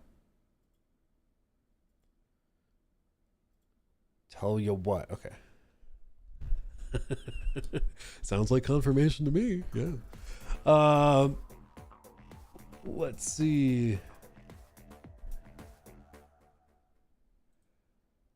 Okay, where am I? Okay, I read that one. Quackamole also gave that 10. Thank you again. Jimbo, thank you for the 2. VGAIX has done my good. What made that scary sound? Oh, it's just a device notification. VGAIX has done my good in addition to my 401k. Yeah, for the love of God, anybody out there, if your employer offers a 401k, use it. It's free money. That is it. Like, that is straight up financial advice. Get your 401k sorted if your employer offers it. A lot of them do. It's free money. Just do it. Only if they match. Yeah, if they match. That's the free money I'm talking about. But seriously, it's fantastic. Okay, just do it. You'll be very thankful. A lot of 401k plans have stupid expense ratios. Yeah, that's why you have to double check it. And then some of them let you pick like your own investments and where you put the money. That's also really good instead of just picking it for you. But yeah. Go sign up for your 401k if your employer supports it and matches. King Blackheart, thank you for the 2. You see the Night Rain player numbers. Are you surprised? Yeah, we did a segment about it on Friday. And yeah, I think everybody in our community, like a solid 95% of us got that wrong. Only 5% of the people that voted on that poll that we did guessed the correct player counts, which is wild. Like we were all very, very off. And I mean, it's good for the game. I think what will be really telling though is how it performs in like the weeks to come, because I'm not like, for a player like me, there's not much staying power to that. I mean, I did the play test and I was already like, but clearly there's a lot of people out there who are eating it up. So we'll see if they're still playing in a week or two once they've grinded out a lot of it, but you know, time will tell. Ashen, thank you for the 5. Just beat Witcher 3 and now I am sad. Any recommendation for games with grand adventure type feel? Can be retro or modern. Was thinking Wind Waker. Wind Waker's a great choice. Other great adventure games, of course, are the obvious ones like Red Dead 2, both fantastic. If you're looking for something more junk food-esque, there's of course the big Ubisoft games like Origins or Odyssey. If you're looking for something more hardcore, there's what am I thinking of? There's some big ones like Stalker 2 you could get into, but that's also different vibe than The Witcher, of course. Yeah, Kingdom Come Deliverance 2, Kingdom Come. Honestly, I would do Kingdom Come and then lead straight into the second game if you like it. That's good. It's just much slower. It's a more hardcore. That's a really good one, though. Ghost of Tsushima is also really good. Yeah, the big obvious ones. You know, they're obvious for a reason because they're very good. Yeah. Let's see. Caleb, thank you again for the 10. Y'all are missing out. Real investors know the future is the next defined NFT skins. Yep. Brad, thank you for the 5. What do you think about hacking? Oh, I did read that one. Caleb, thank you for the other 5 about me having proof that Mind's Eye was an NFT game. And then Arik, are you going to be reacting to the new Sullivan video? Is that the one we bookmarked? Oh, video game prices. Yeah.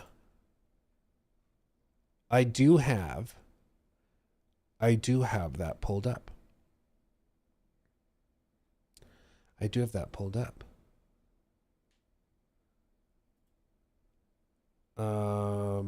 Ooh, but I just realized he also did one on Rocksteady.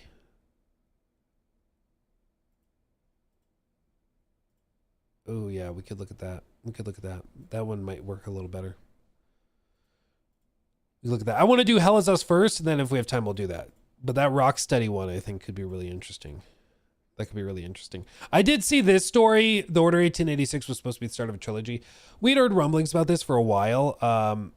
And it's not a shocker. It's more just depressing because they had planned for a lot of other stuff. They were going to do the Order 1891 and the Order 1899. And then they, of course, didn't.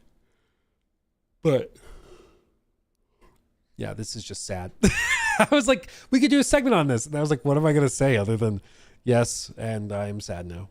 Yeah, it makes me sad. I was like, I have nothing else to offer.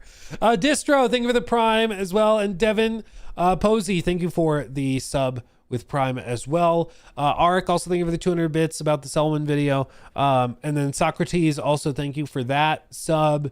Senkai, thank you for that sub. And Xeno Art, thank you for the sub with Prime as well. OB2 Kenobi, also thank you. Gee whiz.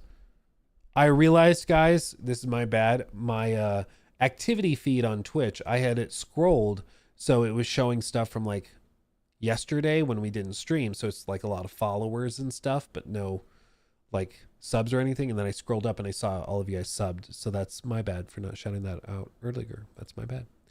But either way, we're here. Either way, we're here. Okay. Give us 007. We did talk about that like first thing on at the top of the stream. We mentioned it. I guess we can be a little bit more specific now.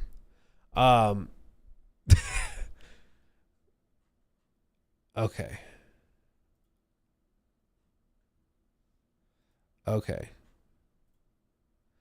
So, okay. New mini 7. So it is true. It is true. IO Interactive has revealed a little look at their upcoming game with an announcement of a reveal later this week. What is it?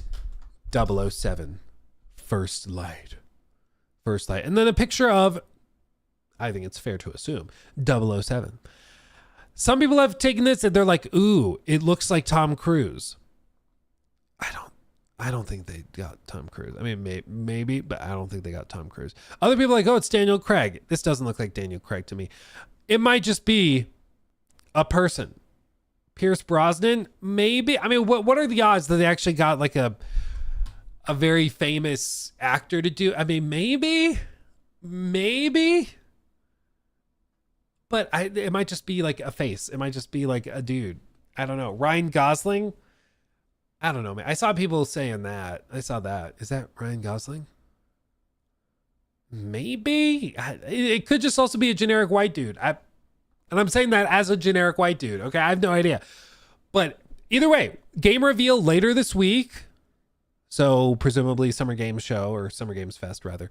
But they're going to be showcasing it. If you don't know these guys, IO Interactive, they announced this a while back that they were working on this project, but they make the Hitman games, of course, and Hitman is a wildly impressive, series of games, but the recent ones are also particularly crazy because they just have an insane attention to detail when it comes to the dynamics and player freedom. Tons of different ways to solve encounters and puzzles and stuff.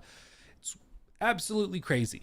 Like some of these assassination missions. And again, if you ever want to feel just totally inept as a gamer, look up speed runs of this because some of the people that are good at this game, it's just outrageous. But everything from, taking on disguises to doing social stealth stuff to setting traps and chandeliers and stuff. There's just so much here. And it's a really, really good time. Tons of replay value. I mean, it's really, really good. Really good. I never really found a way to make content about the games, but I mean, it's very impressive. Look at that. That's cool. It's very, very good. The games are really good. And it's kind of a perfect developer with perfect experience to go and do a 007 game as well. It just kind of is a match made in heaven. So this was a perfect selection for the 007 franchise and IP. I think they're going to do a really good job, and I'm excited to see what they do it. Personal bucket list hopes, though. Personal hopes is that they don't do an episodic thing. I know some people like the episodic thing. I know some people like that. I do not. I want to buy the game and have everything all at the same time. Give me the full package day one. I know that sometimes they do like, oh, well, new maps are coming every month or every quarter. You're going to get 2 maps or whatever they do. I don't like that. I'm like, you can do an expansion. You can do a DLC and stuff. I don't like breaking stuff into episodic crap. I just don't like that. I don't like it. If you do that, I tend to just wait until the whole thing is done. Personally. But we'll see what they do this time around. They've, of course, previously experimented with episodic style releases. I hope this time around they just go for a standalone release. But Time will tell, because allegedly we're going to see it, and not even allegedly now. They're saying we're going to see it later this week. So I guess this is one of those Summer Games Fest projects that we'll be seeing. Or I saw somebody comment, people were like, oh, maybe it's at the PlayStation event. Maybe. I mean, I guess I haven't seen, maybe we check Jeff. Geoff. Jeffrey. No, wrong Jeff. Geoff. Hello, Geoff. Has he confirmed? No. So Jeff has not confirmed that Hitman or that 007 will be there. Interesting. Okay, so Xbox Showcase? Maybe? Because what's happened previously is when like Hideo Kojima posted some Death Stranding stuff, he immediately follows it up and is like, we'll see it here, you know, or here. Team Clout. He retweets it because he's like, it's going to be at Summer Games Fest. But he's not revealing. He's not revealing anything about 007. I might be reading too much into it, but we'll see. It's Michael Cera. That would be good.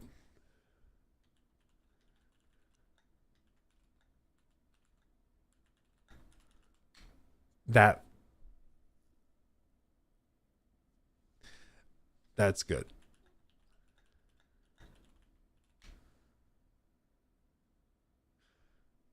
That would be very good. Michael Cera as James Bond.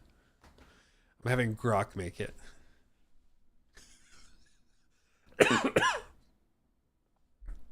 Jesus. He has 3 hands. There you go.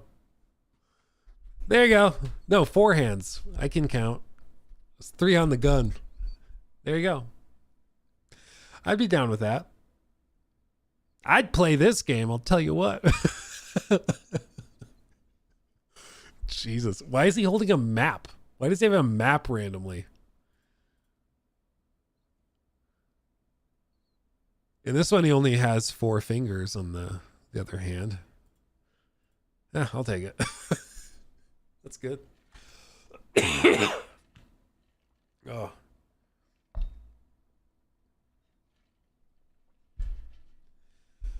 Oh, okay. Okay, that's pretty good. That's pretty good. Okay, we'll see that.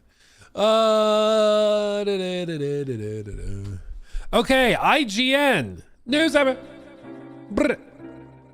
Jason Statham. Dude, I swear to God, if they end up doing like The Rock or something, I'm going to cry. You never know. I think The Rock's finally like chilling out.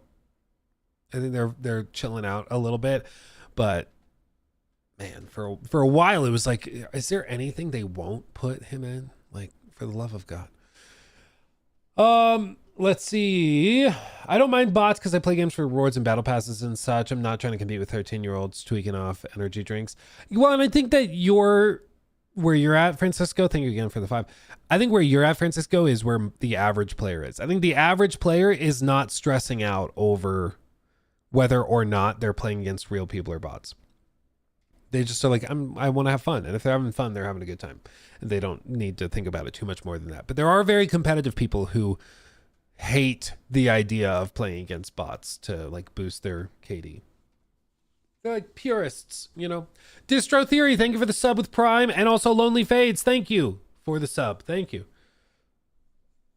And then Muiji Broski, thank you for the 2. Do you think something other than KCD2 or Expedition 33 wins Game of the Year? Ghost of Yotei might stand a chance. I think Death Stranding 2 will review well, would be my guess.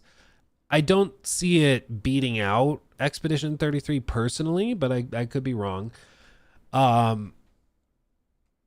Crimson Desert could be really, really good. I've heard very good things about it. I've not played it myself, but I've heard good things about it. So I think, you know, it's not a done deal, but I'd say, you know, there's probably like a 70% chance it goes to Expedition 33, 20% chance it goes to KCD2. I think that's a pretty steep hill for another game to overcome, personally. Okay. News. I want to touch on this real quick, okay?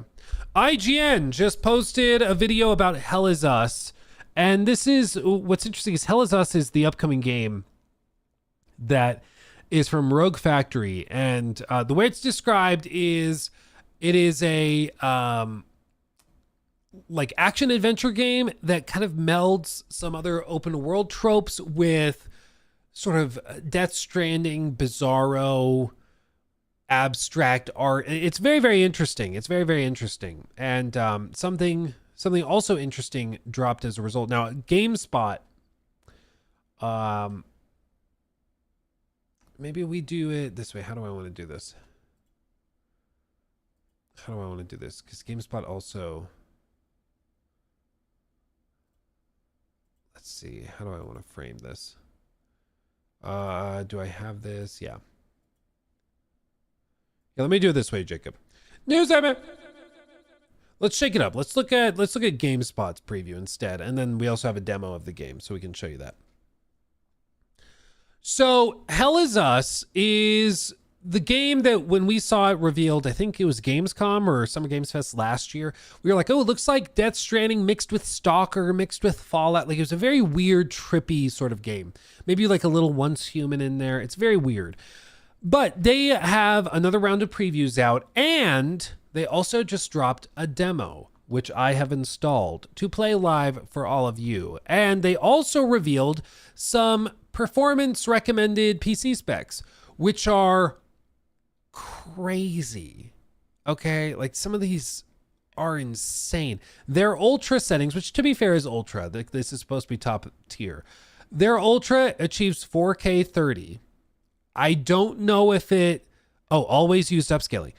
So this is with upscaling.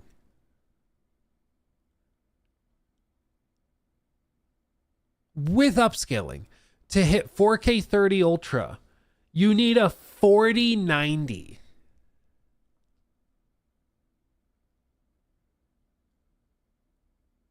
Woof. Okay, so we're gonna boot it up. I have a 4090 in this PC.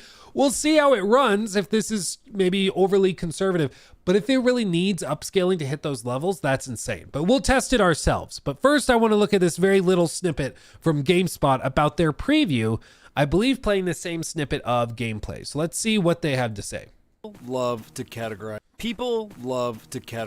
games. It used to be pretty easy.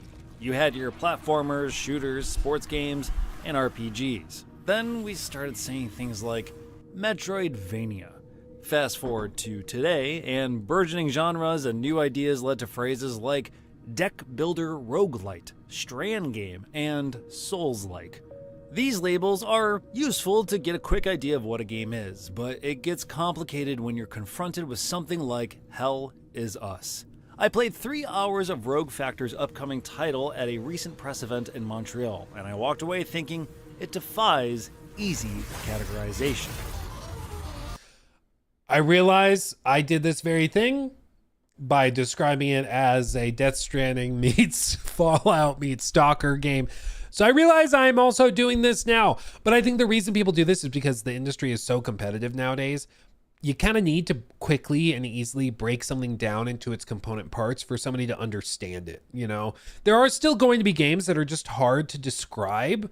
Like Nier is a really kind of hard game to describe to somebody who's never played a game like that. Same, even like a Persona 5 Royale is a little tough to explain to somebody who's never played like a life sim RPG kind of game. Like it can be tough to describe, but it doesn't mean we shouldn't try, you know. But let's see what they say about what it actually is.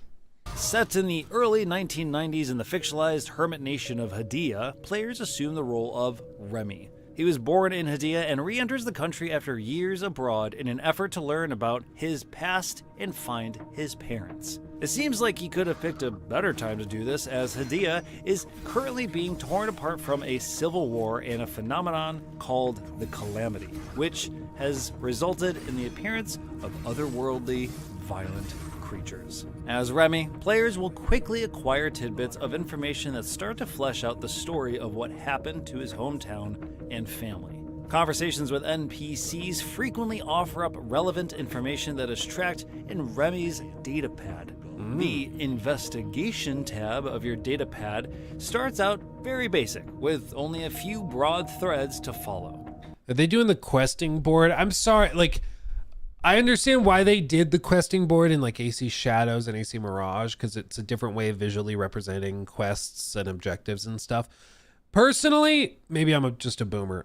I like the list. I like a list of things I'm doing. It's easier to keep track of. You know, it's the same thing with like a pen. You don't need to reinvent the stylus. You know, some things are the way they are because they just work. They work well. A quest list works well for me. I like lists. I can keep track of it. AC Shadows, their quest log was like such a headache because it was just like, oh, all the boards and stuff. But again, maybe I'm just a boomer. This, I think, is broken up into core components. So family reunion, and then they have characters related to this. And then within these, they have locations listed, descriptions. The investigation will update as you go through and collect more information and clues, notes, and things like that. And then, you know, individual, like, important information. So FAQ items as well. Could work really, really well. But I'm a boomer. I like my quest lists. Before long, those threads branch out until the investigation tab is a web of leads and mysteries. For players who love piecing together disparate events until a mystery becomes clearer, the early hours of Hell Is Us should be very enticing. Each player's path to uncovering this information should be unique. Rogue Factor is steadfast in its mission to not hold the player's hand throughout this journey. There is no map, no quest log, no objective marker, and very little in the way of a HUD. Now this I do like. So no quest log if we're not replacing the quest log with the board and it's just a quest log that's more confusing. That's what I have a problem with. That's what Shadows was. Is it was a quest log but as a board, and it just was a more difficult way of reading what could have been in a list. But if we're completely breaking apart and breaking away from the idea of a quest log and we're going for something more dynamic and organic, I like that idea in concept. Because I like games that just don't hold your hand and let you go. Just like figure it out. You know, some people hated that. Even this seems even more hardcore than, of course, what we saw with like, you know, KCD2. But even KCD2, people threw a fit over because it didn't hold your hand at all. I mean, it's like, no, you smell bad, and so you don't get to talk to that person you want to talk to because you smell so bad. I love that kind of thing. I can understand why some people don't. This is less like survival elements, though, with those types of sim components, and more just Dragon like of Dojima donated $10 roam, through you know? Super Chat. Amazon, who own 007, stipulate that James Bond must be played by someone from the UK, Ireland, Australia, or New Zealand. I imagine whoever plays him will be from one of those countries. I agree. I think that that's likely. And just based on what they showed, it does seem to be kind of a typical classical 007 style person. I don't know what you say. I mean, it looks like a British dude in a nice coat and suit with finely coiffed hair. So it seems like they're not going to go totally crazy. You know, I don't think they cast Bella Ramsey or anything as 007. So... although I will say that would have gone viral. That would have done well. Lots of people would have talked about that, I'll tell you what. At most, you might get some diegetic hints like markings on trees or wind chimes in a forest to affirm that you're Diegetic, on the good right word. path. On occasion, you might find something like a hand-drawn map that you can equip just like a health item for easy access. I was playing the Oblivion remake on my flight out to Montreal. Between my quest log, the clairvoyance spell, and an abundance of objective markers, I couldn't have gotten lost even if I had wanted to. Going straight from that to Hell Is Us gave me whiplash. I wasn't necessarily getting lost in Hell Is Us, but discovering the next step in my journey felt solely up to my own deduction rather than looking at a red triangle or compass marker. Well, and the reason I love this is because something that happens so often in games, you just watched it happen. Watch it again. Probably didn't even realize. Solely up to my own deduction rather than looking. Did he read the whole thing, the whole note? Not in that amount of time, right? And this happens in a ton of games where you pull up a little note and you just hit B and you close it. Because like, yeah, it's whatever. If I want to learn about it, I'll just, I'll quickly go back through the codex later and I'll figure it out later. I think a lot of people play games like that, and I think it's fine. And the reason it's fine in those games is because they don't expect you to read everything. Like the questing, the story, everything is built in a way where they kind of assume you aren't going to read it because they know most players won't.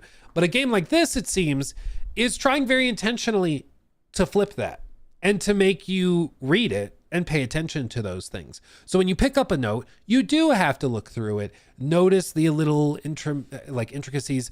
So it's about the Ramhead medallion that I just picked up. Okay. This was on January 25th. Okay. 9th century origin. Okay. Twin depressions found near door DW013 of an underground complex. Okay. So maybe if we can find that complex or find door DW013, we can find more of these, or maybe the origin of it, why it's important. Transport to facility ZC01. Maybe we can find that area.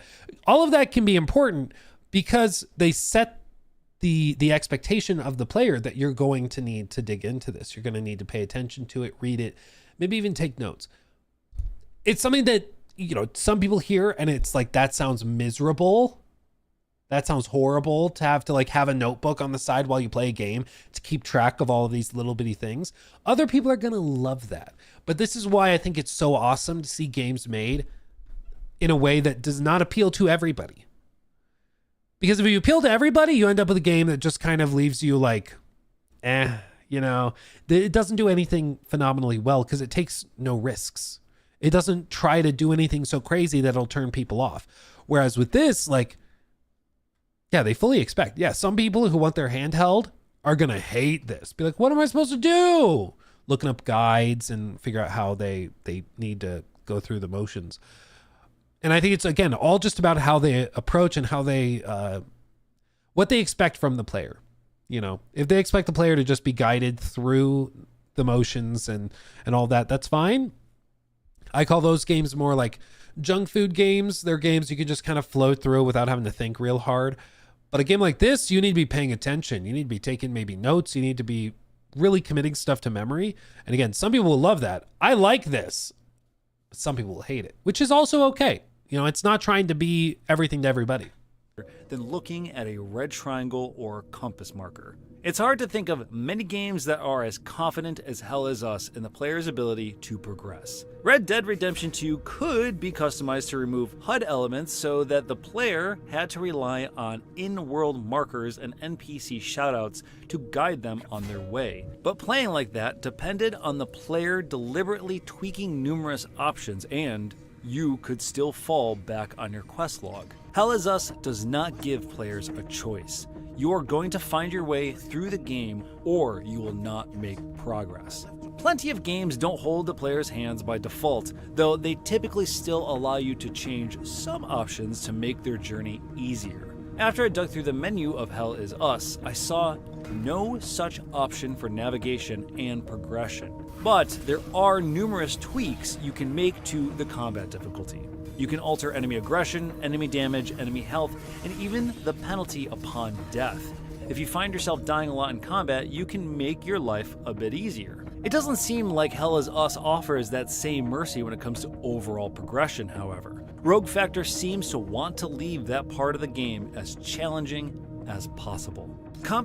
It's also interesting though, because I'm not sure if I would use the word challenging for it. I mean, maybe when I play it, that might change, but it's not necessarily more difficult to progress. It just requires you to pay more attention and think about stuff more, and I don't know if that's necessarily difficult. It tasks you with more, it expects more of you, but that doesn't mean that it's hard or really frustrating. I think, but this is also why I think it's really good that they're doing a demo, because it will allow people to get a taste of it before committing the money to sink their teeth into it. Because it strikes me as a game where you might be lost and confused for 20, 30 minutes at a time trying to figure out where you need to go, and maybe you have a hunch. Ooh, I think I figured out where you need to go. You go there, you were wrong. So you reevaluate and then you go somewhere else, and I was right. And I think when you get it right, it'll feel like a great high, but it's it's just a matter of,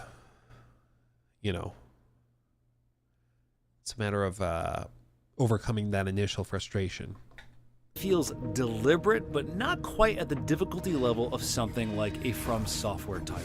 The enemies I faced were largely variations of hollow walkers. These are white, humanoid, faceless monstrosities that frequently eject formless energy clusters from their bodies.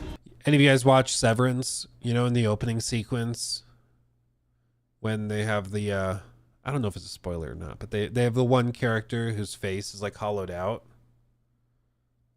Every time I see these guys, I think of the intro sequence of Severance because of that. Like the hollow head. I don't know why. It is hard to explain. What? Okay, hold on.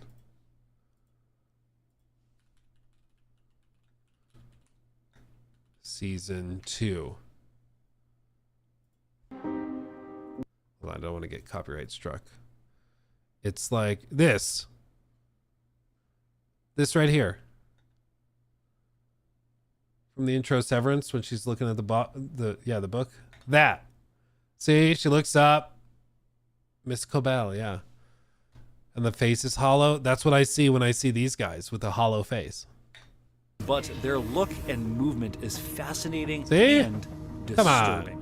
Often they're connected via an umbilical cord to these energy clusters, which you have to destroy before you can deal damage to the base form. Your options in combat are fairly simple at the outset.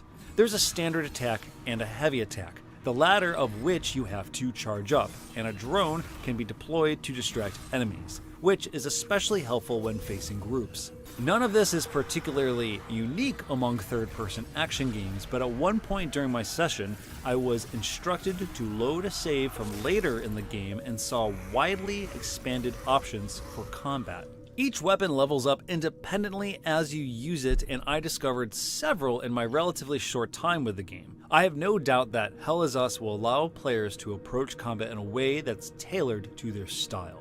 One of my favorite elements of the game is essentially active reload, but for restoring health. As you land successive hits on enemies, you'll see floating particles around Remy. With a well-timed press of a button, these particle clusters will restore health. An element of risk-reward is present because if you allow more particles to form by continuing to attack, you'll recover a larger chunk of health. But if you take damage or miss the window of opportunity, they disappear and you recover nothing. It's a great system and adds a fun layer to the usual attack, parry, dodge formula. After 3 hours with Hell Is Us, I'm certainly more intrigued than I was coming in. It's a unique game in ways that can't be easily communicated via a short state of play trailer. I feel like it's bound to be polarizing. Some players will thrive on the level of player agency Hell Is Us offers, while others will butt their heads against it and quit in frustration. I'm leaning toward the former. This is a game filled with bold, confident, deliberate design decisions on the part of Rogue Factor, and it'll be interesting to see how players react when it releases September 4th. And I love that. I love bold, confident design choices. I eat that up. And it's something we need more of instead of these games that try to just be everything to everybody. Again, at least in my opinion. Now, they do have a demo out. And I downloaded it. I don't want to see, because again, we started this segment mentioning the performance demands because they did release PC specs. And on this, they say always used upscaling. Now, they don't say if that's running on quality mode. They don't say if that's running on performance mode or ultra performance, or even which upscaler it is. But even with that, their recommended specs only achieve 1080p 60. And it could be just confusingly worded as 1080p is the base resolution upscaled to something else, or they could be saying that it's 1080p after upscaling. I don't know, but we're about to find out, because my hardware is a 4090. They claim running on ultra settings, I should only be able to achieve 30 FPS with upscalers. So we'll see how this runs. Because the game can be really, really good. But if it runs like crap, or if it's so damn heavy that you can't basically boot it unless it looks like, you're playing through a dirty window. Like, I don't know what to tell you. I don't know what to tell you at that point. So here we go. But they have the demo up. And if we go into settings, video, borderless, very high. I mean, I guess I can crank everything to ultra. It's weird. What? Very high. This is confusing. So very high is the second to highest setting. And it sets everything to very high. When you swap to ultra, it drops it to high. So it goes down a level. That might be a glitch. So I'm going to crank everything to ultra. I don't think it's supposed to do that. So we're going to crank everything to ultra. And again, it's saying that we probably can only achieve 30 FPS with this. I'm going to put it on quality upscale. And bear in mind, this is running on a 4090. I'll hit play. Let's see how it runs. It's work of fiction. Nobody get triggered. No map. Demo safe compatibility. That's all fine. Sure. Enable tutorials. I'll turn on the controller. I'm not here to play through the whole demo. I'm mainly interested in performance. Okay. Let me turn on graphics overlay real quick.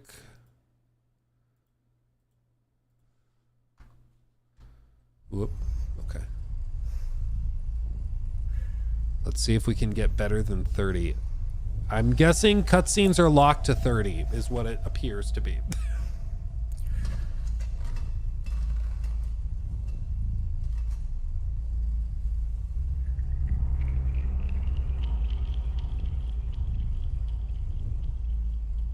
It's a true serum. It's still experimental, hence the polygraph. I would have tortured you, but my employers insist I use their concoction. Now, let's begin. How did you get into Hadia? The yellow brick road. Well, apparently, needs more time. While it's going through your system, curious about something. Why did you do it? Anyone in my shoes would have done the same.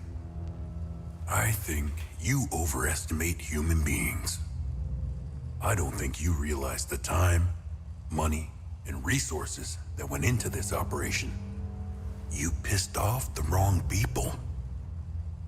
But I'm getting ahead of myself.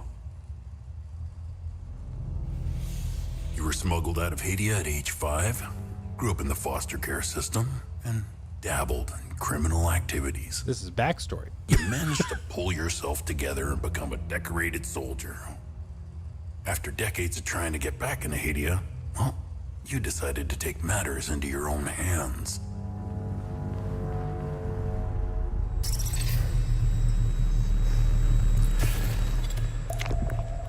Bloop. Reddit mod simulator. How dare you, 53 Nights? How dare you?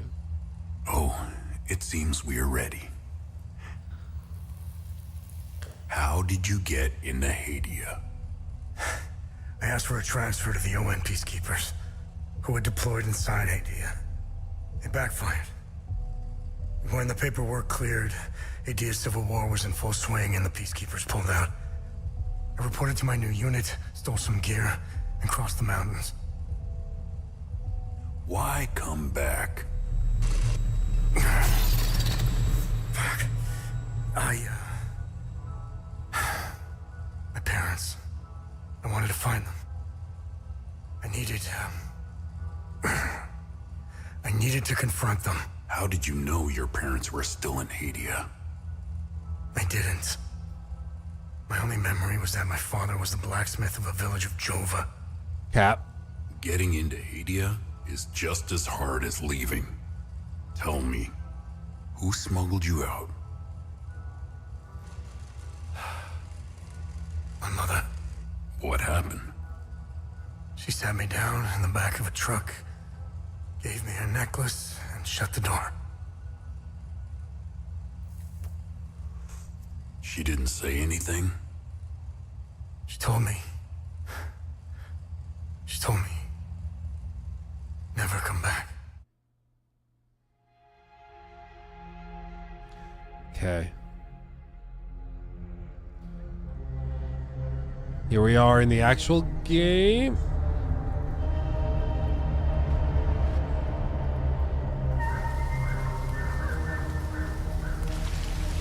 Still locked to 30.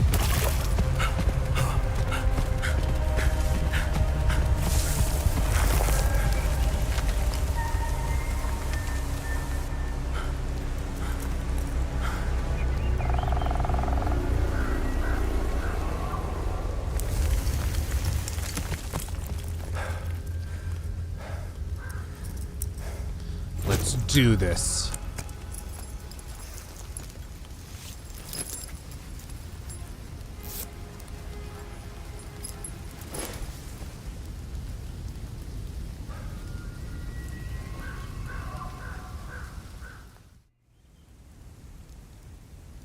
There we go.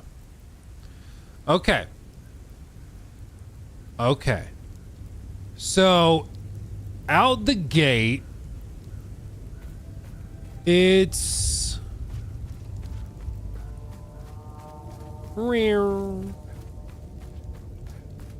62. It's very consistently holding 62. You guys mentioned VSync. We can turn that off. It doesn't historically offer many problems other than just eliminating screen tear. I do not have, for people asking, I do not have frame generation turned on.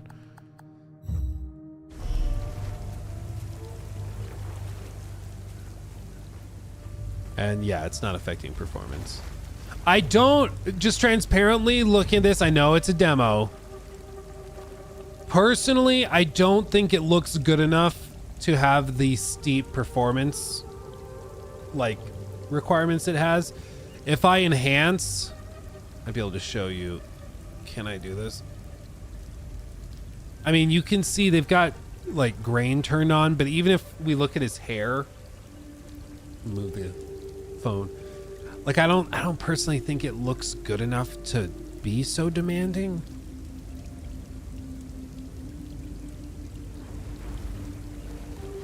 Like I would expect if it's going to be this heavy to run that it would look a little bit better. Personally, it's not the worst thing I've seen, but yeah, if people were, oh wait, I have to close that. It's not like horrible or anything. Sorry. Do any of you guys get weird when you're playing games and you accidentally step on the grave? I always feel bad. Even though it's a video game. I'm like, oh, I'm sorry. I'm sorry. I don't mean to be disrespectful. I'm sorry. Unless I'm playing KCD2, in which case I'm probably digging through the graves to find some materials. Ooh, piece of candy. Manual save.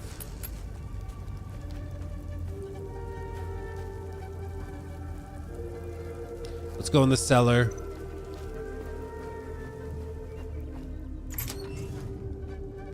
Ooh. Conversations. Let's see what the conversations are like. Started with as many characters you encounter, or many characters you encounter. Conversation topics can be chosen based on datum, which represents a specific piece of information you've previously encountered. Conversing with characters may reveal additional datum, which can open up new topics of conversation. Topics that are relevant for your main objectives are listed on the left side of the screen. Listed on the right are optional topics, which reveal more about the situation, culture, or history of Hadia. This is kind of similar. Did you guys ever play those older,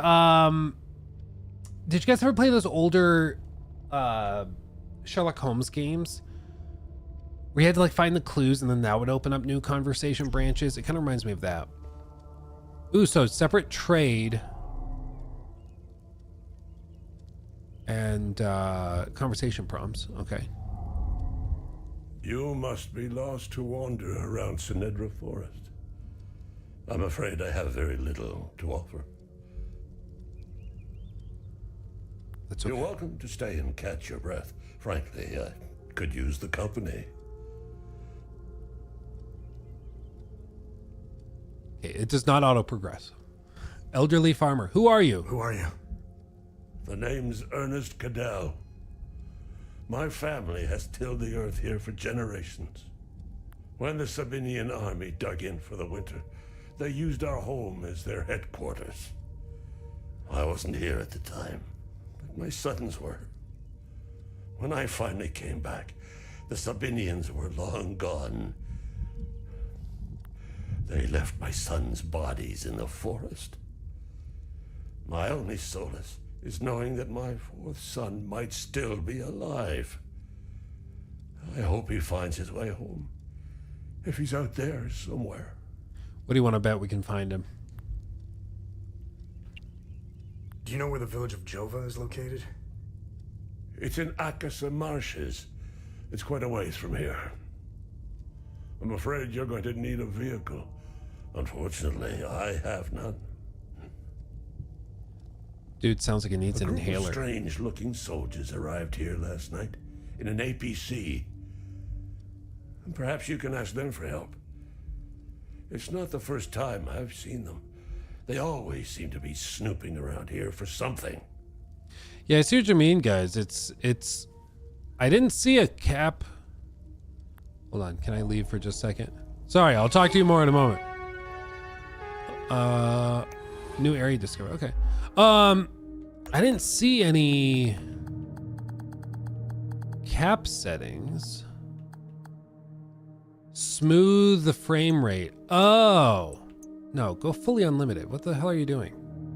Why is it trying to smooth it to that? Yeah, thank you. Jesus Christ. I'm going to turn off DLSS. If we're actually able to achieve this. Ultra, no, post-processing. Give me ultra on that.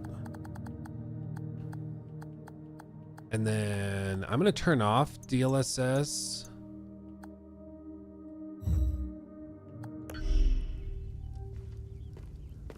Jesus Christ, yeah. Let's go actually out in the open world.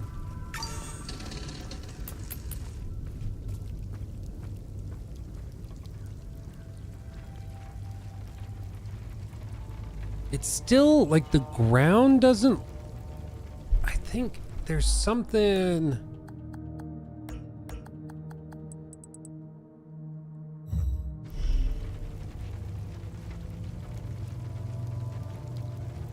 There's some weird little tidbits of it, but I mean, this already looks way better.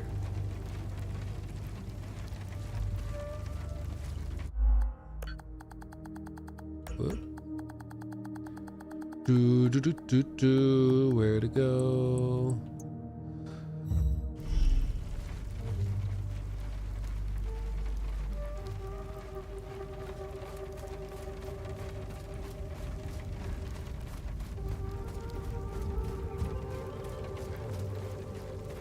Yeah, man. I mean, it's already. I mean, I don't know why it defaults to frame smoothing where it limits it to 60, but this is already way better. So Jacob, good luck editing this, because when you edit this clip, you'll have to cut out the first chunk where I'm an idiot and I have frame rate smoothing turned on. But now that we've turned off frame rate smoothing, we're well over 100 with everything on ultra. We're not using like ultra performance upscaling or anything. It just, like, is it the most graphically impressive game I've ever seen? No, but it's not running at 30 frames, which is what that like spec sheet recommended or suggested we were going to be dealing with. Like, am I missing some other tiers of settings? Everything's on ultra. Yeah, everything's on ultra. I don't know where they got the 30 FPS from.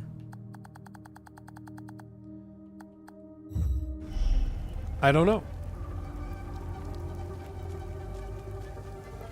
Yeah, we're full borderless. I can go, it's gonna glitch out here for a second. I can go full screen.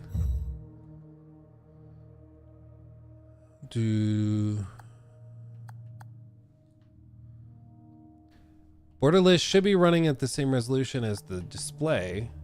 least in theory. But now when we go full screen, now we're down in this like 50-60 range.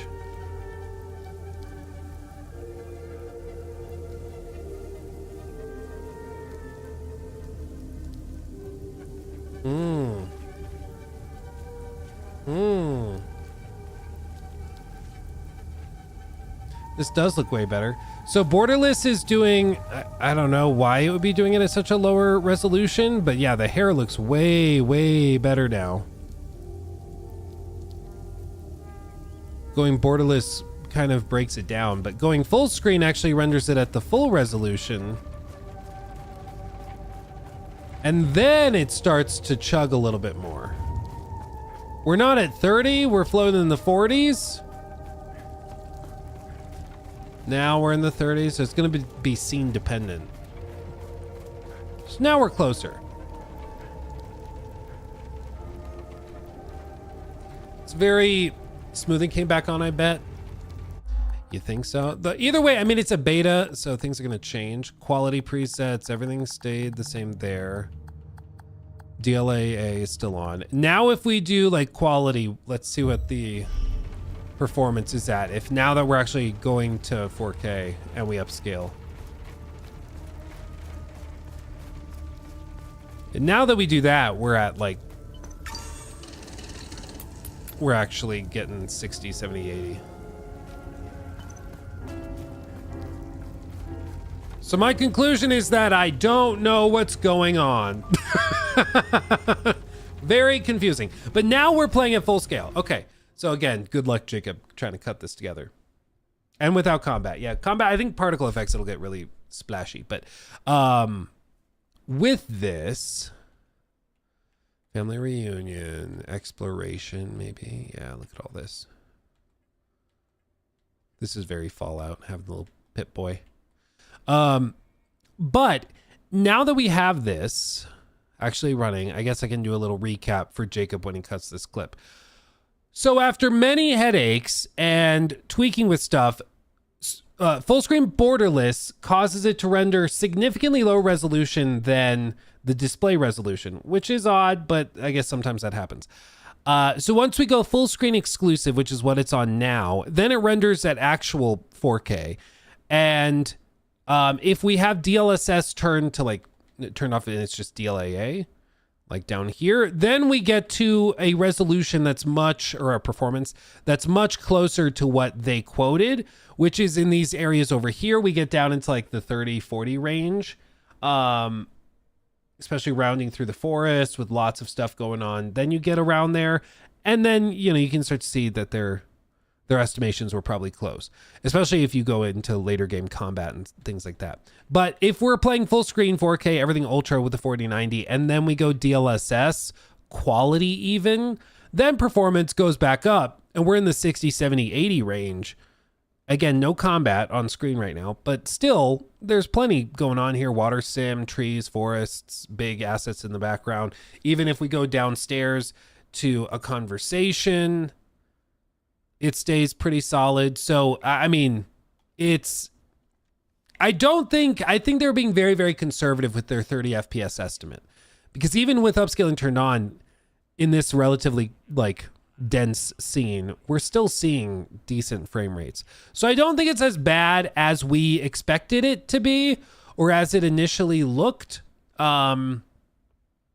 It's heavy. I don't think it's the most beautiful like game I've ever seen, but I don't think it's as bad as they were suggesting it was going to be, which is good. It's good, but definitely try the demo before you go too deep, I think.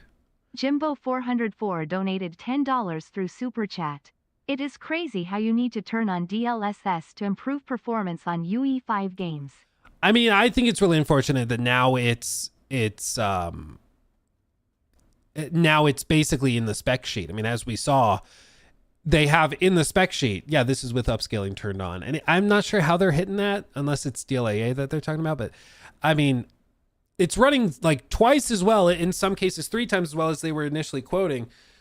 But I just don't think spec sheets should have upscaling included. I think it should be base performance before upscalers, in my humble opinion. But yeah.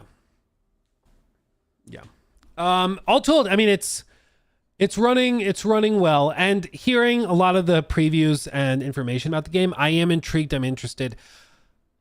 Would it be nice if it ran like a little better? Sure. But I mean, this, based on what I'm seeing, it's better than we expected it to be.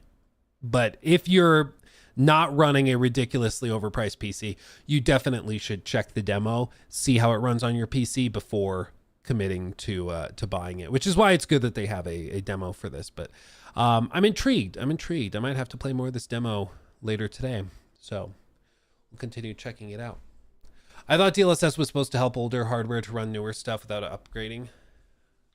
No. Nowadays, all of the DLSS stuff, it's like, even some of their graphics cards, like the 50 series, a lot of the selling point of the 50 series is that you get multi-frame generation.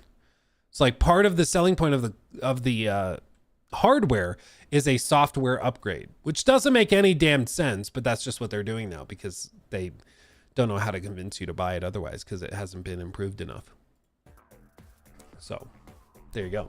DJ AA, thank you for the 5. Hey Luke, do you think Mind's Eye will have better or worse launch than the day before? I got the same suspicion the game is not super, or is super not finished and non-existent. I think it's a real thing. I think it probably does have about 15, 20 hours of content, but I think it's just going to be super broken and buggy and not ready. And I think they're going to be like, I'd be surprised if they have review codes going out.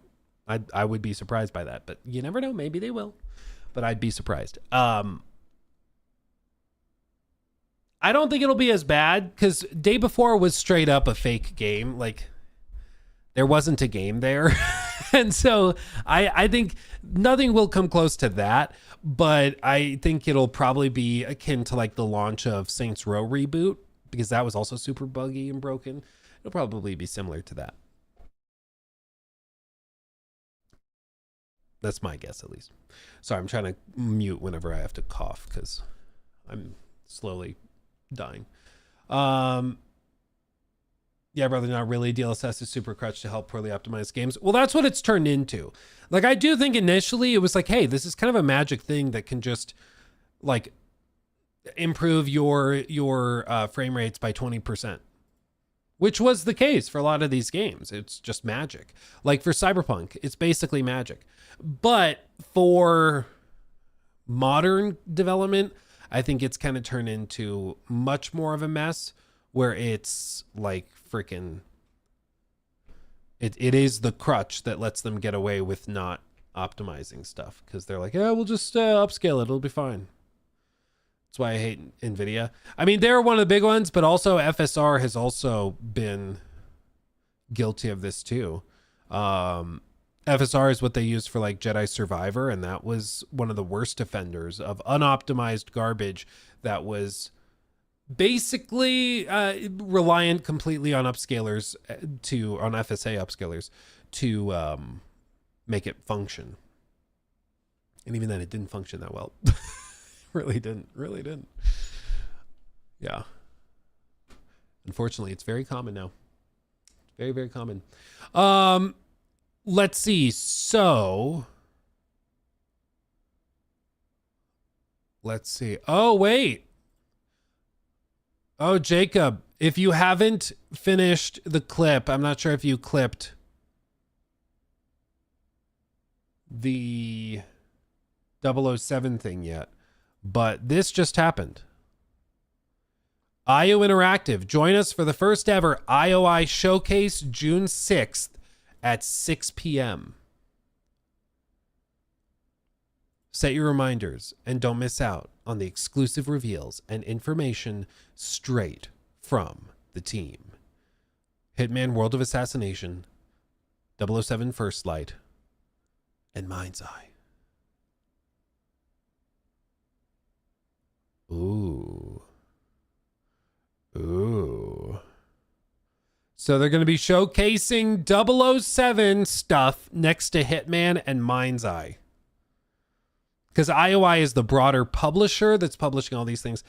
So these are IO Interactive, but IOI is the publishing arm, if I'm not mistaken. IOI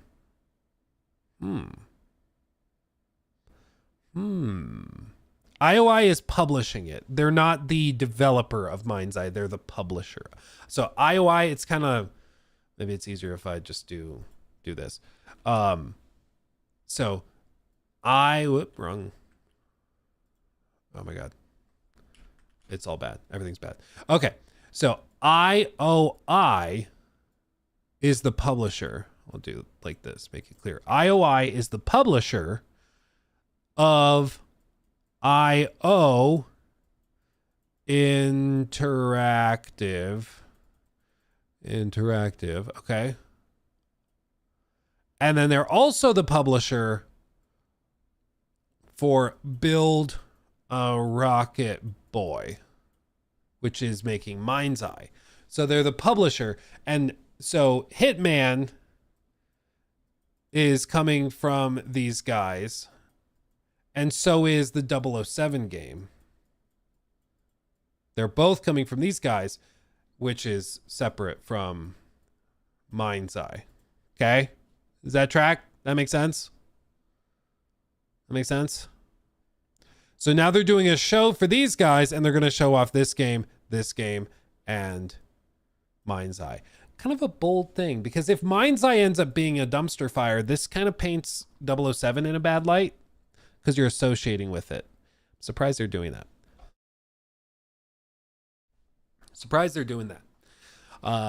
But maybe, I mean, this is the other piece. Maybe that preview for Mind's Eye was actually just that much of a fluke. Maybe the fluke, or maybe it was such like a rare blunder on the marketing team's part that they're like, no, the game actually is super polished. It's really, really good. It's just the preview was really bad. So we're going to release it anyway and blow everybody away. Maybe that's what they're going to do. Right now, I think you're justified in not assuming that, but still,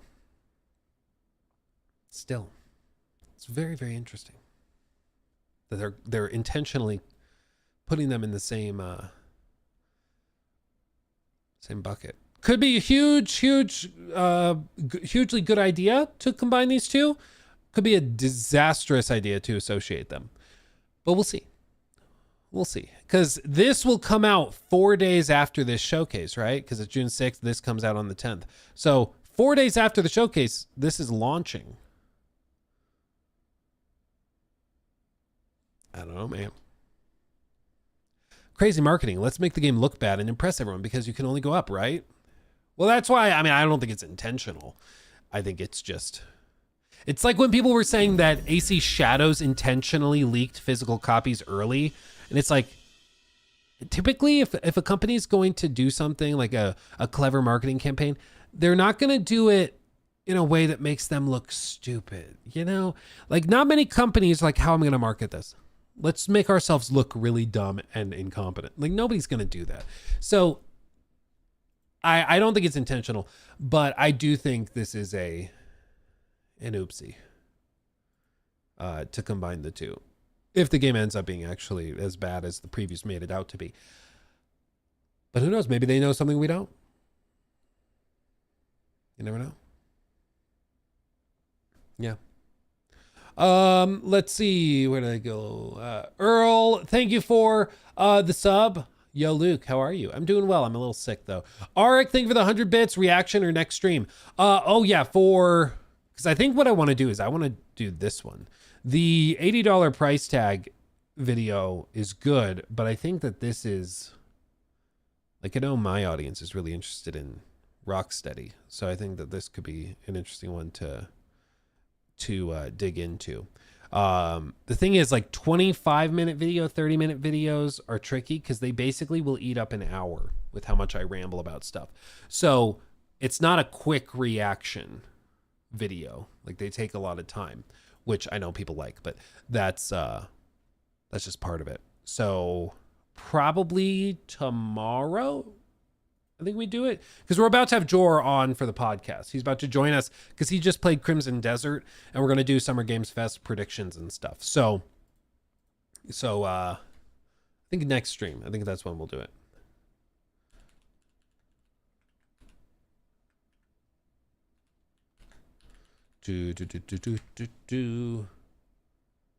Are we watching the Unreal Showcase tomorrow? Yeah, I think so. We're gonna see Witcher stuff,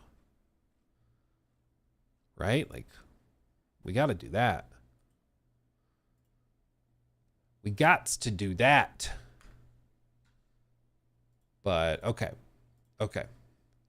Here's what I'm gonna do.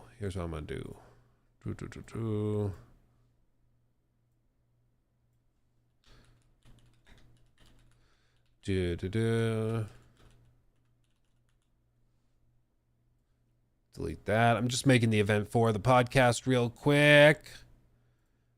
Bum. Ba ba ba ba ba ba ba ba. Yeah, man, there's gonna be a lot, because the rumor is also that we get the state of play announced tomorrow, potentially for the next few days as well. So we very well could have a PlayStation showcase, which would be crazy, and a like Xbox showcase, Summer Games Fest as well, all within just a few days. That'd be crazy. But it actually looks like that's what's going to happen. Everything's happening at the exact same time.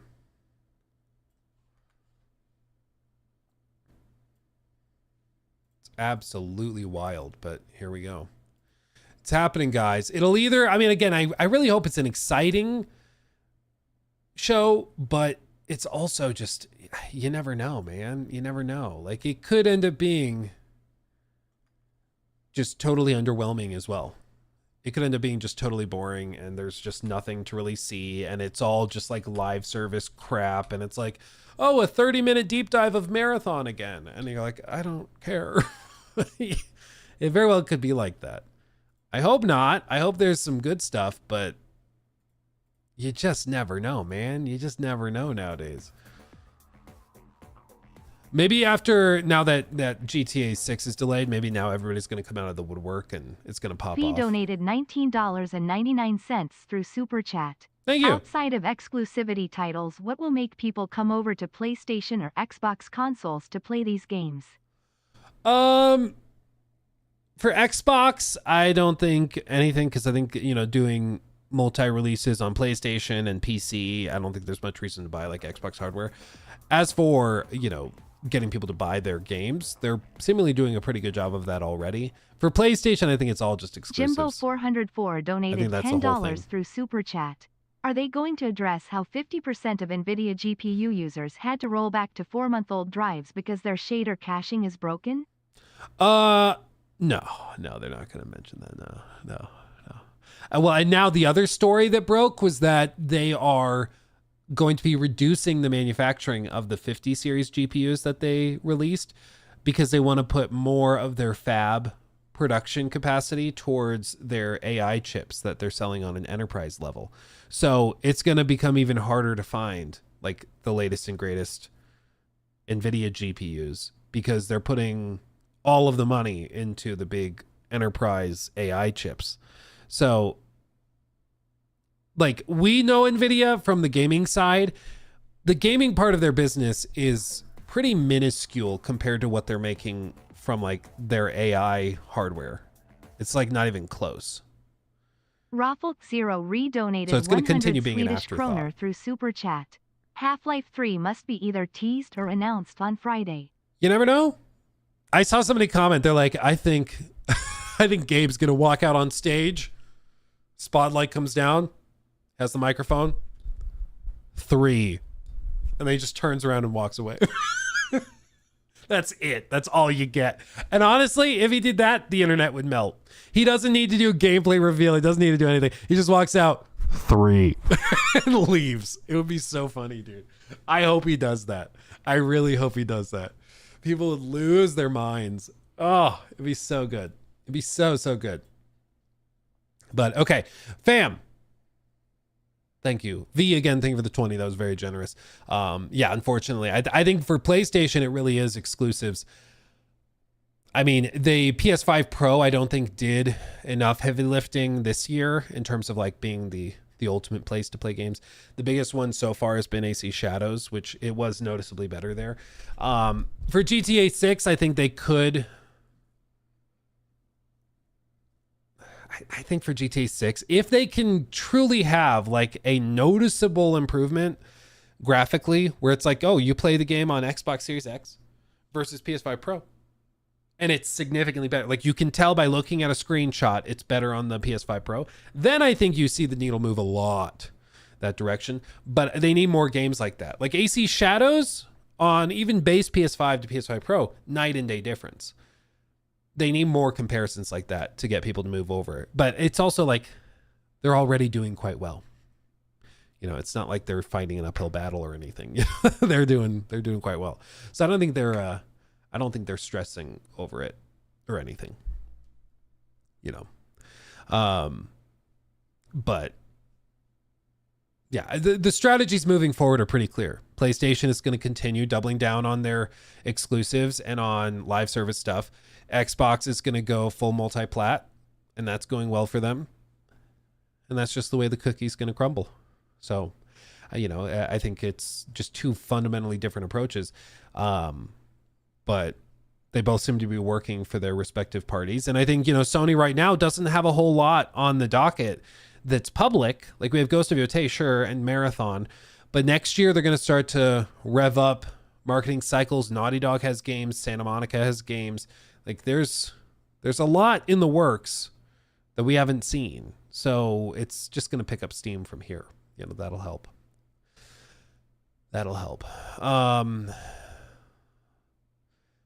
Next FromSoft game, Sony exclusive. Oh, they have to wait till the Nintendo one is released. Yeah. that again, I insist, people have not really processed how much of a cluster that's going to be. I tell you what, when people like really start to sit down and they get into the marketing cycle for the next FromSoft game being like from Miyazaki, like the next big FromSoft game, and it's a Nintendo Switch exclusive. I don't think people have really processed that yet. But what Night Rain shows us is that there's a lot of people who will eat it up. Like there's a lot of hardcore FromSoft fans out there. They were willing to spend $40 for Night Rain. Are they willing to spend like $600-700 to get a full kit up for the Switch 2 to play their next game? I don't know. But that's going to be hilarious to watch, is to see how many people are going to eat it up. Because yeah, $40, not that big of a deal compared to needing to buy like a $500 console, probably a Pro controller as well, because you're not playing a FromSoft game on Joy-Cons. And then like the game, which let's be real, probably $80 as well. Like you're talking $600, $700 when all is said and done with taxes and everything in the US. Forget Australia, forget Brazil, you know, which it's going to be way more there. I don't know. You know, I don't know how many people, and the online subscription, exactly. I don't know how many FromSoft fans are willing to do that. Maybe millions. I don't know, but we'll find out. Next year it's going to be fascinating to see. Because I've seen a lot of people who are still like, no, I think they bring it to PC day one. I think they're just, you know, being quiet about it. I'm like, I think that's cope. I think you're coping pretty hard. Tell you what. Because I don't think they're going to do that. I don't think so. I think it's exclusive. Tell you what. Yeah. Do you think Sony will ever figure out how to get PS3 games to run on PS5, both digitally and physical PS3 games? It's been rumored for a while now. I mean, I'm not a software engineer. I think if they really wanted to figure it out, they could figure it out. I think they're probably trying to figure out how to monetize it. The way Nintendo has done it with like their online service includes some of this, like the collections of GameCube games or the collection of Wii games. They're going to do stuff like that.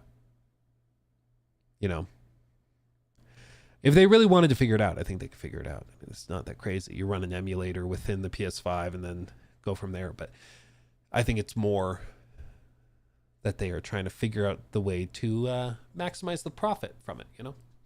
But, okay. Fam, let me post or paste this in chat. If you're on Twitch, you can stay put. You don't need to move. If you're on YouTube, I'm posting in chat right now the new YouTube event, okay? This will take you to the podcast event where we're going to be talking with Joe Raptor. I'm going to end this stream now because I'm going to go take Doggy out to go potty and got to get him some more food and stuff.